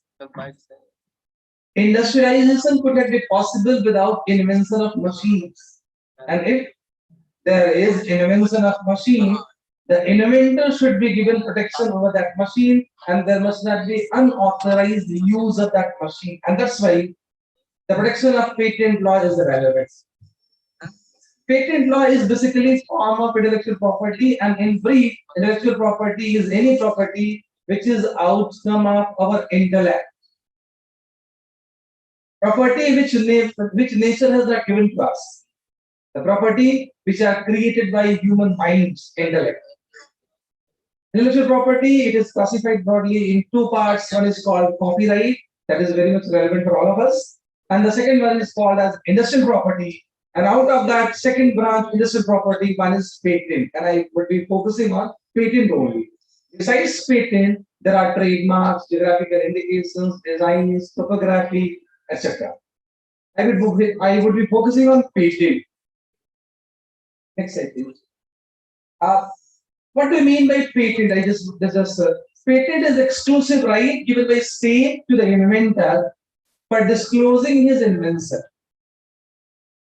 To get protection of patent, registration is must, and for that registration, submission of your invention is to the state is must. When we invent something, we have to disclose that invention to the state, then only state gives us protection, and that is called as limited monopoly for 20 years. The inventor shall be authorized to manufacture, to sell, to use his invention for next 20 years without any limitation, without any restriction on the part of state, except a few exceptions are there. And that issue was very relevant during the pandemic. What happened initially when a few vaccines were invented? If there is a protection of patent law over those vaccines, definitely those vaccines will not be freely available to the public. Only those companies which are having patent right will be manufacturing, will be selling that vaccine at a high price.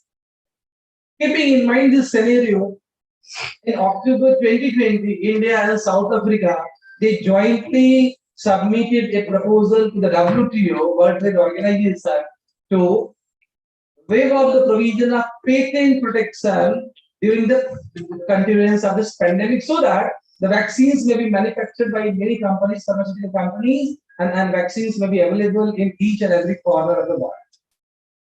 That is the relevance of patent law.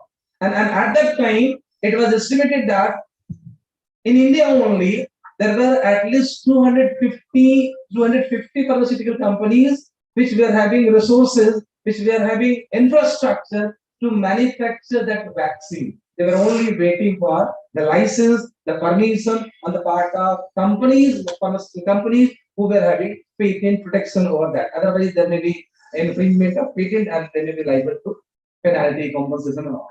And that's why patent is relevant for us.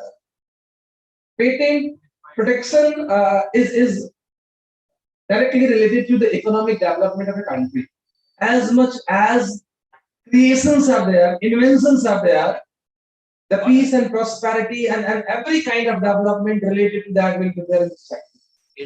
We can't assume the fulfillment of our basic needs without inventions. If there is a scarcity of food, we must invent in that.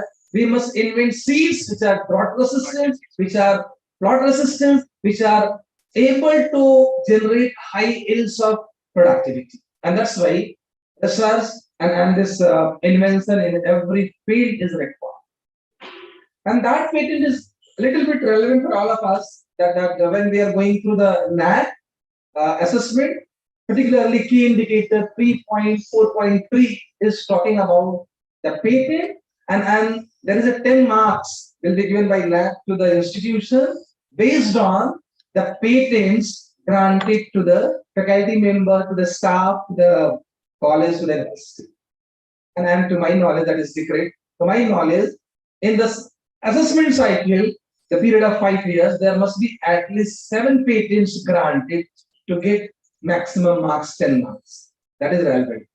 That is relevant for all of us individually, because for the appointment as assistant professor in the universities and all, besides publication of paper, publication of chapter, publication of your books, besides MOOCs, grant of patent is also one criteria.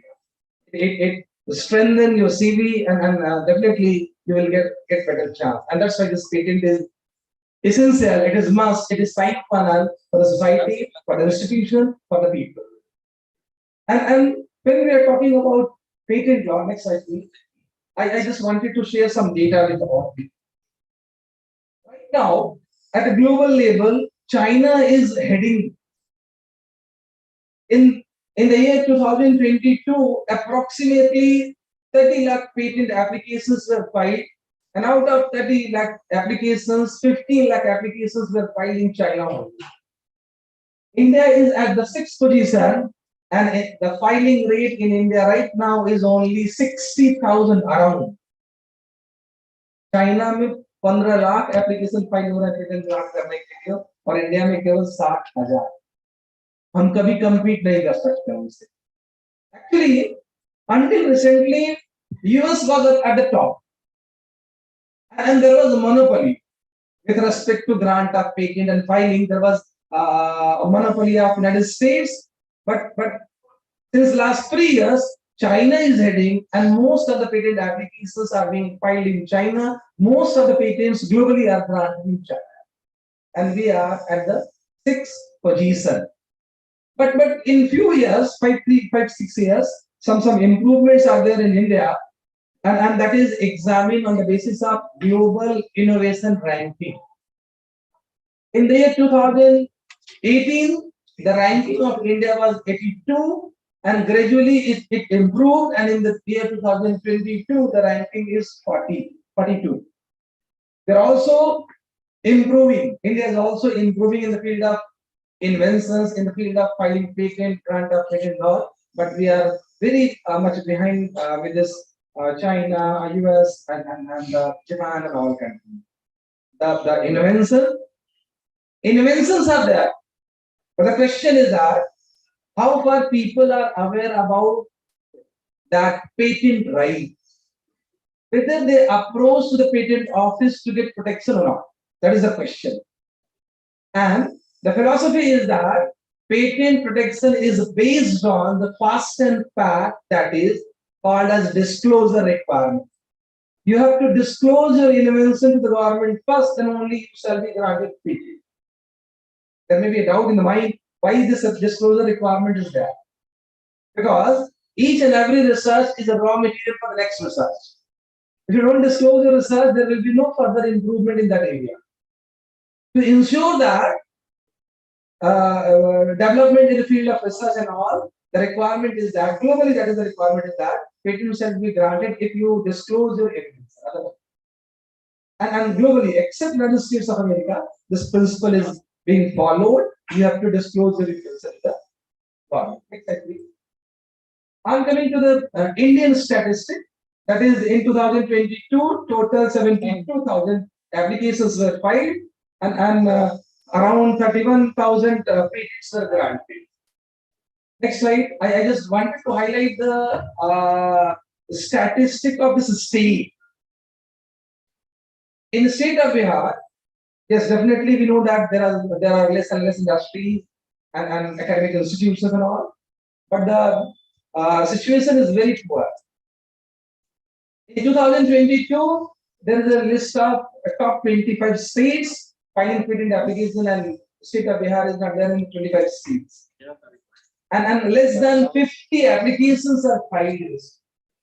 People who are in this state, industries were established in this state, those who are inventing something, those who are filing for patent application, it is only 50 per year.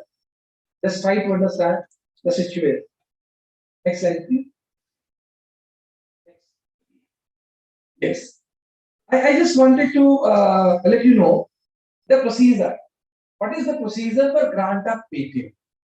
I told you that the grant of patent is based on filing of application, that is called as first to file principle. You have to file your application first, and thereafter patent shall be granted. In that context, the first step is you have to file application. We don't know where to file application. We don't know whether our invention is eligible to get protection of patent or not. We don't know whether, as a policy matter, government prohibits to get protection to give protection over our invention or not. And that is the biggest problem: the lack of awareness amongst the academicians, among the people who are inventing something. When you invent something, as an inventor, the natural person, machines can never be invented. Yes, we are talking about artificial intelligence. ChatGPT is there in the market. Much discussion is going on over ChatGPT. Remember one thing: ChatGPT has been invented by some natural person and not by itself, by own. Some natural person has.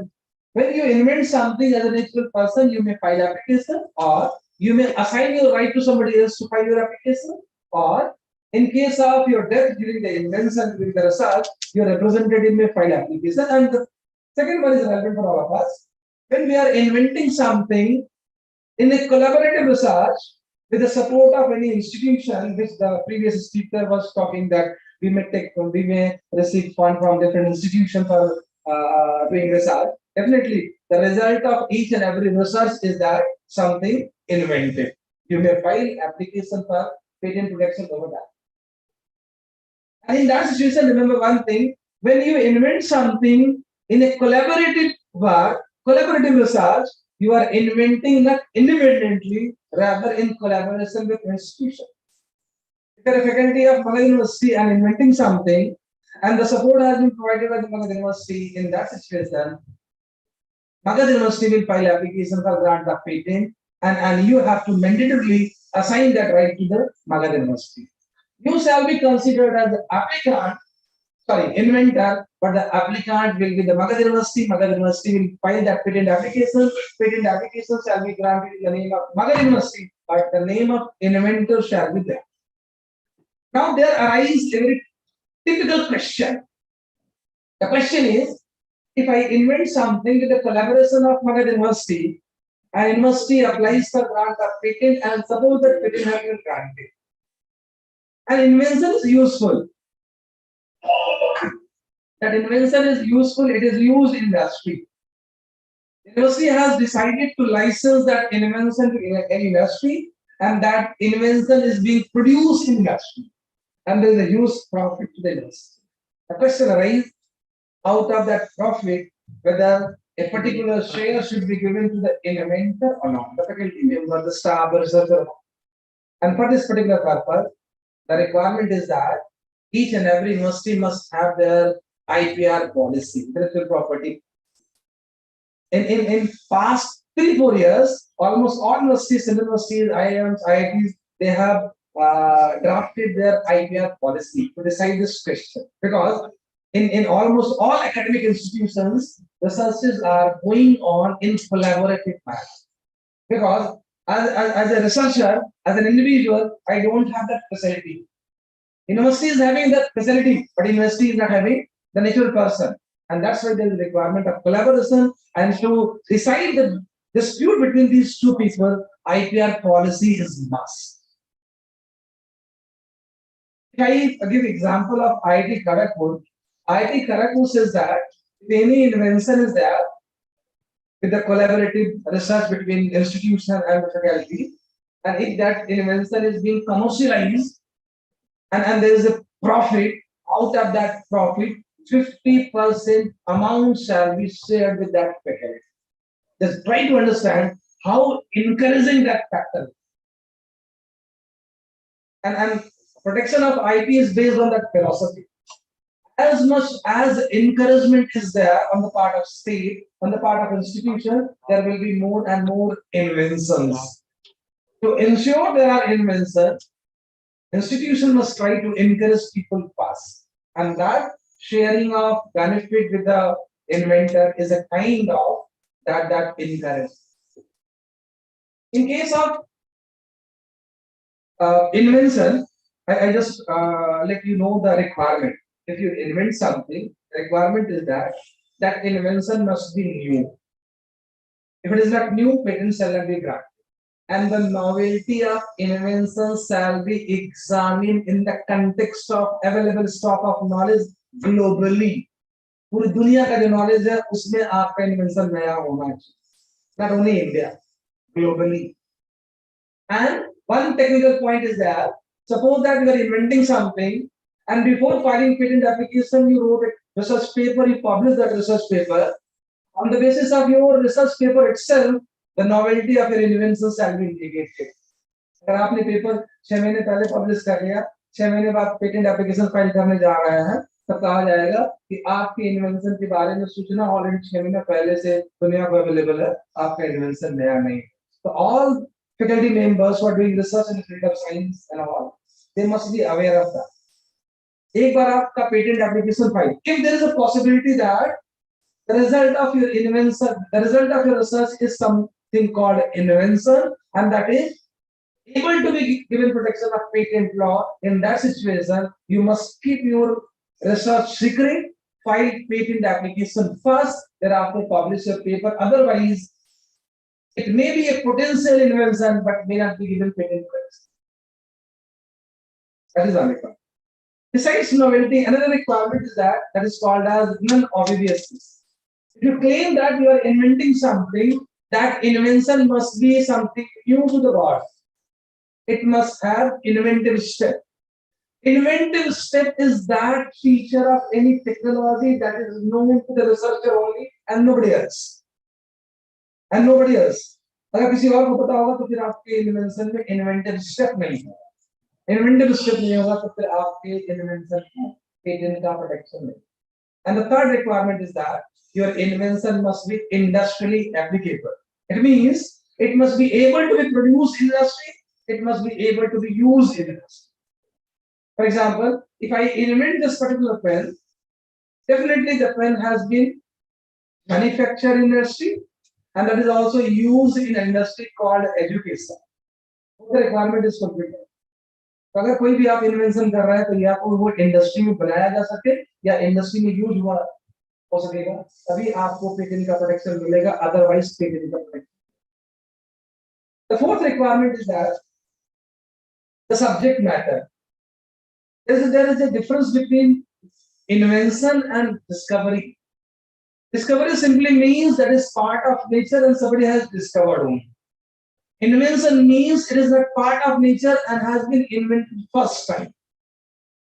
Means if I discover a medicinal plant in Himalayan region, I shall not be given patent protection because that medicinal plant is already part of nature. I am not inventing, I am discovering. But suppose that going a step forward, by going through my research, that is called as reverse engineering, I am able to understand what is the trait in that medicinal plant which is useful for a particular thing. For example, in case of turmeric, you know that turmeric is used for the purpose of healing wounds. It is used for the purpose of boosting our immunity and all. The turmeric as such may be considered as having medicinal properties, but turmeric as such is not patentable. But suppose that I do research, going through the rigorous process, I am able to understand what is the trait in that turmeric which is useful, which is having useful property for the purpose of this, and further I invent that property in the laboratory, then I invent something and I shall be given protection of people. You will be surprised to know that in the year 1996, in US, patent was granted over turmeric. United States में turmeric पर, नीम पर और बासमती चावल पर patent grant करता है. उनका law भी यही कहता है कि when patent shall be granted, that subject matter should be new. बाद में इंडिया ने अपोज किया, और इंडिया ने जब अपोज किया तो बाद में उनको अपना पेटेंट रिवोक करना पड़ा, and that is now freely available to all us. Suppose that there is a patent granted to any multinational company over turmeric, we can't use turmeric without its permission. उसी brand का use करना पड़ेगा, उसके बाद हम use नहीं कर पाएंगे वो पूरा. Understand? Surprising. I'm not going into the religious controversy. There's one thing with having contentious issue, that is gomotra. I don't know what is there is any healing property or not, whether it is useful or not. I don't know. I don't have any experience. But recently, 4 months back, gomotra has been granted patent in the United States of America. And we know that patent is always granted on invention. The invention must have inventive step. And if patent has been granted over gomotra in the United States of America, I'm sure that there is some science.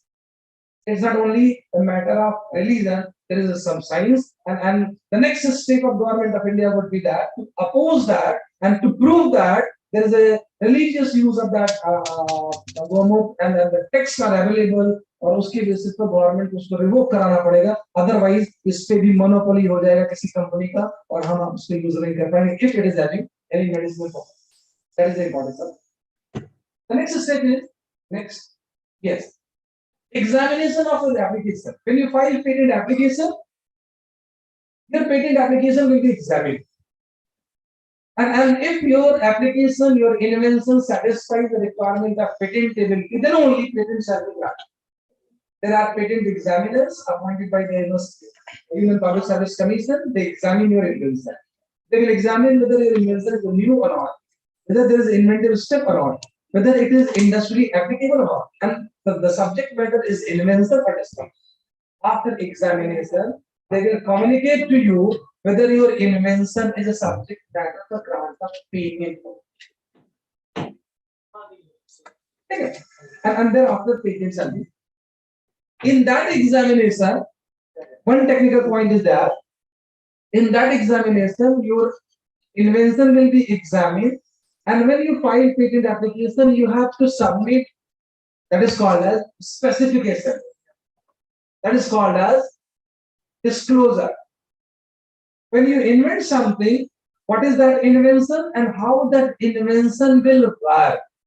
You have to submit that document to the, and that is the document which we prefer to say that techno-legal document. That document may only be drafted by the people who know that technology, who know that law. And that's why the requirement of patent examiner is that they must have the degree of bachelor degree in science as well as the law. Specification means when you submit your application, it will be examined what is your invention and how it will work. Remember one thing.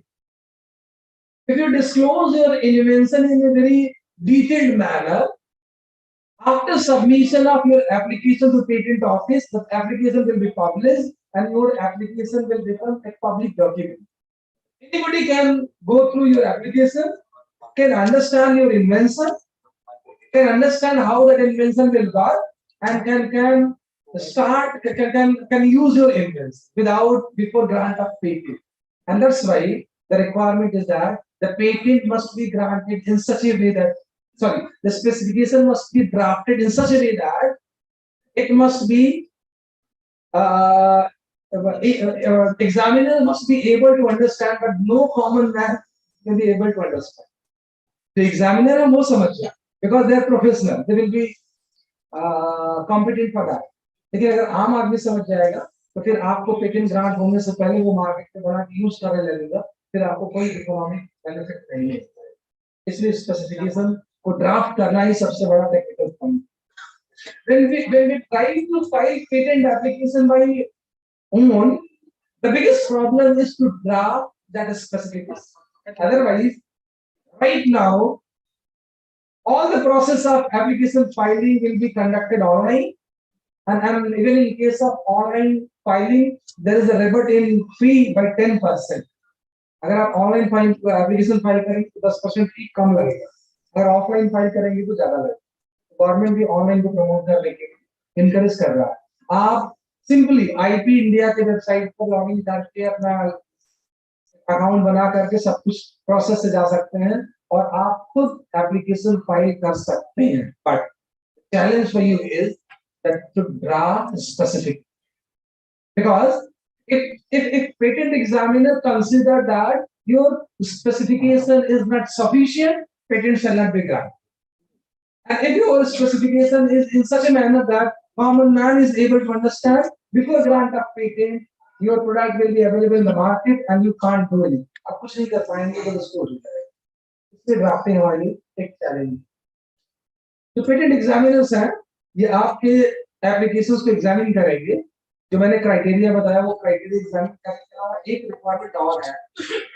As a matter of public policy, the government of India under its Patents Act 1970 provides that these are the list of inventions which are not patentable, and there is a long list of 17 categories of inventions which are not patentable, and it is a matter of public policy. And one such example is that when you invent something in the field of atomic energy, patent shall not be granted. Because if patent shall be granted to you, a monopoly will be granted to you, you will be the exclusive user of that atomic energy, you will start using atomic bombs, selling and all, and there will be question of national security. And that's why government says that no patent shall be granted in case of atomic energy. Actually, as per the Atomic Energy Act 1962, when you invent something in the field of atomic energy, it is simply acquired by the state. Government उसको acquire कर लेगा, acknowledge करेगा कि आपने invent किया है, लेकिन आपको कोई authority नहीं रहेगा उसको बनाने का, use करने का, क्योंकि it is directly connected with concern with the issue of national security. अगर कोई बम बना करके atomic bomb पाकिस्तान को खरीद देगा तो क्या होगा, for example, तो इसलिए उस पे restriction लगाया है. तो सारे invention, for example, if you invent any method of agriculture, that same method is not subject to patentable, it is not able to get patent protection. Any farmer can use that. Anybody can use that method of agriculture. If you invent a solution to any mathematical problem, आपने Pythagoras का जो theory उसको आपने proof कर दिया और कुछ दूसरा थियरी आपने प्रूफ कर दिया, कोई दूसरा मेथड से, तो उसके भी आपको पेटेंट का प्रोटेक्शन नहीं मिलेगा, कोई भी उस थियरी को यूज कर सकता. There are long list of 17 categories of inventions. If you invent something that is based on terrestrial material, I invent a medicine, a medical formula, and that is based on turmeric. There is a use of biological material, turmeric, natural resources. In that situation, the law prohibits that no, you shall not be granted.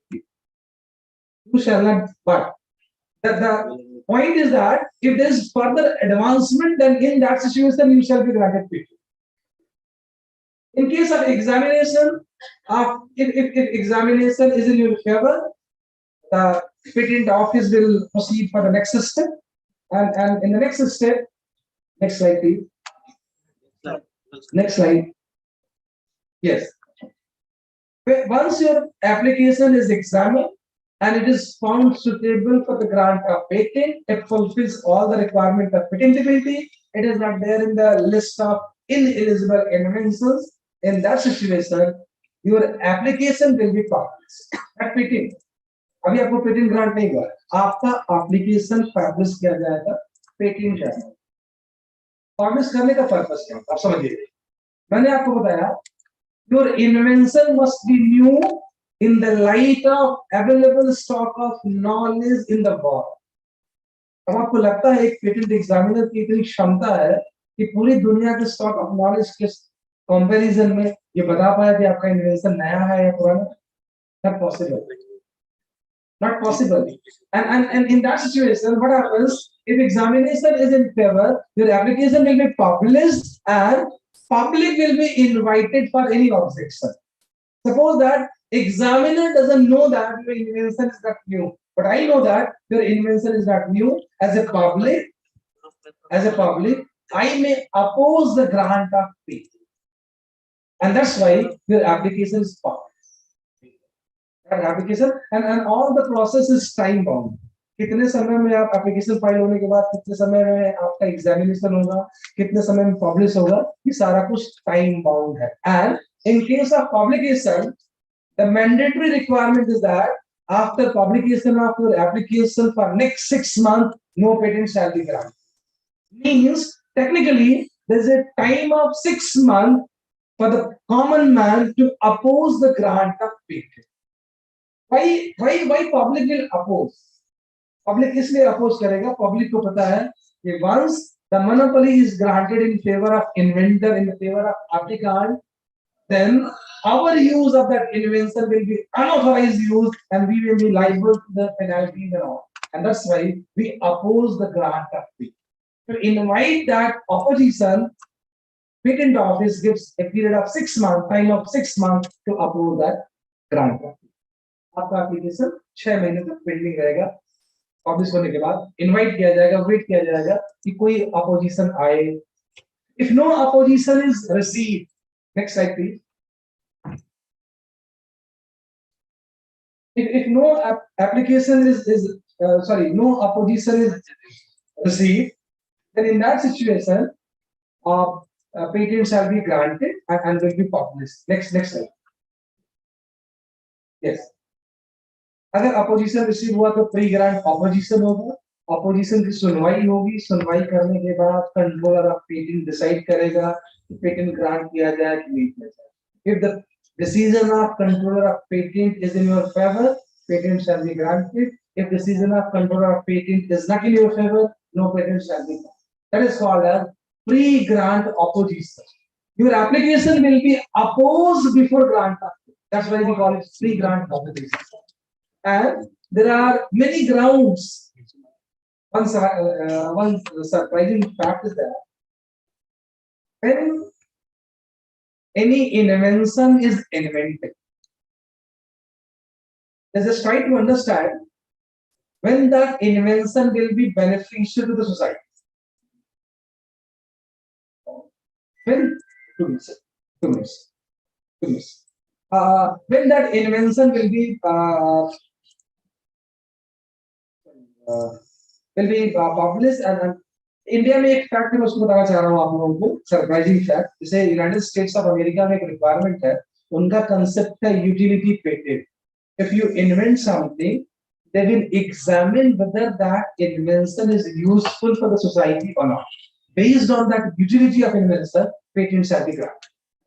In India, we don't follow the utility model of patent, we simply follow the patent. And the surprising fact is that out of total grant of patent, approximately 81% patents in India are of no use. They are only an invention on paper, have been granted patent in name of some inventor institution, and there is no commercialization. And right now, there is much focus on the collaboration between academia and industry. Academia is considered as the basic platform for nurturing the ideas, and the industry has to commercialize that idea. And there is a huge lag. We are not having such culture. There is no collaboration between academic institution and industry, and that part is lacking. And another part is lacking, that our inventions are not very much useful. 81% inventions are of no use. They are only on paper. And another more surprising fact is that out of remaining 19% inventions, actually only 5% inventions are contributing to the economy of this country. आप समझिए कि कितनी आवश्यकता है invention करने की। अगर government का विजन है हमको $5 ट्रिलियन का इकोनॉमी बनना है, तो उसके लिए इन्वेंशन, और गवर्नमेंट ने फोकस भी किया हुआ है। आप देखते होंगे कि सारे कॉलेजेस में, यूनिवर्सिटीज में इंस्टीट्यूशन इनोवेशन काउंसिल बनाया है। उस काउंसिल का पर्पस यही है कि आईपीआर के बारे में अवेयरनेस करना, आइडियाज को रिवर्स करने का एक प्लेटफॉर्म देना और प्रोटेक्शन करने का प्रयास किया जाए। तो मेरा स्लाइड तो बहुत लंबा था, टॉपिक बहुत लेंदी था, लेकिन सर ने कंक्लूड करने के लिए कहा, तो मैं यही कंक्लूड करता हूं। Thank you very much to all of you. आपको कोई क्वेश्चन हो तो you are most welcome. Otherwise ये स्लाइड में यहाँ पर एक कॉपी आप सब सेव कर लीजिएगा, अगर किसी की जरूरत होगी तो आप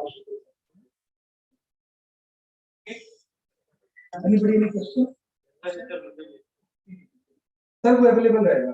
एक्चुअली उसमें भी आईपीआर है, कॉपीराइट, बट ये आईपीआर मगध यूनिवर्सिटी का है, मेरा नहीं है। But because I prepared that PPT for the presentation in this hall, and the moment I presented that PPT, I don't have copyright. आप उस पे कॉपीराइट मगध यूनिवर्सिटी का, मगध यूनिवर्सिटी उसको यूज कर सकते, आप यूज कर सकते। Thank you.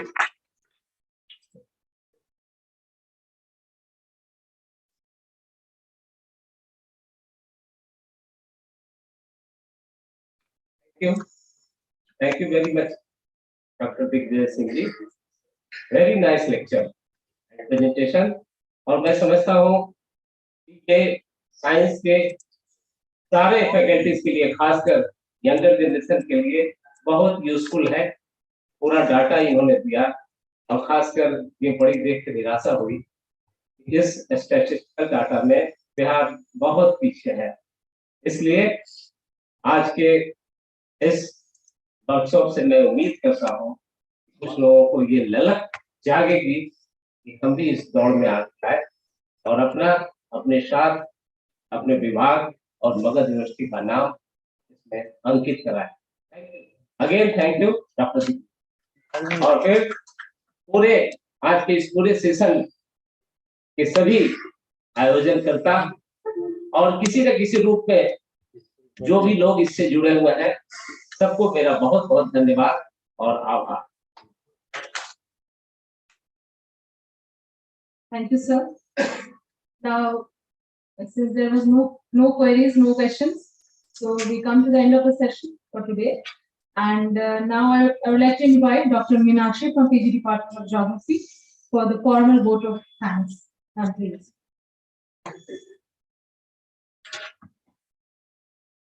Thank you, Dr. Chandni. As we come to the end of this fruitful day, I extend my heartfelt gratitude to our eminent speakers, Dr. Arun Kumar, Professor Ashok Kumar Ghosh, Professor A. Thakur, Dr. Dharmendra Kumar Radha, and Dr. Digvijay Singh, who took some time out from their busy schedules to be with us today. I thank Professor Jayamit Jha and Professor Dilip Kumar Kesri for chairing the technical sessions. I thank our reporters of the technical session, Dr. Atul Kumar Srivastava, Dr. Kumar Vishal, and Dr. Ravi Kumar Singh for their support. I also thank our friends from the media for providing us with ample coverage for today's function. A big thanks to all the participants, without whose presence the technical sessions would not have been successful and interesting. Last but not the least, I thank my colleagues and the non-teaching staff of Magadh University who have been working tirelessly behind the scenes to make this workshop a success. Thank you, one and all. Thank you, Meenakshi. Now, I would request everybody to please stand up for the national.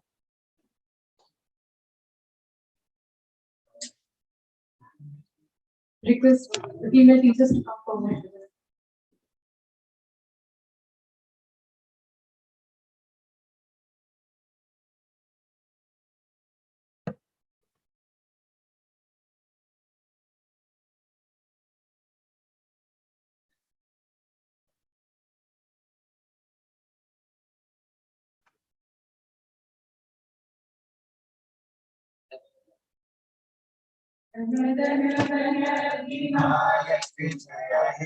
Bharat भाग्य विधाता, पंजाब सिंध गुजरात मराठा द्राविड़ उत्कल बंगा, विंध्य हिमाचल यमुना गंगा उज्जल जलधि तरंगा। तब शुभ नामे जागे, तब शुभ आशीष मांगे, गाहे तब जय गाथा। जन गण मंगल दायक जय हे भारत भाग्य विधाता।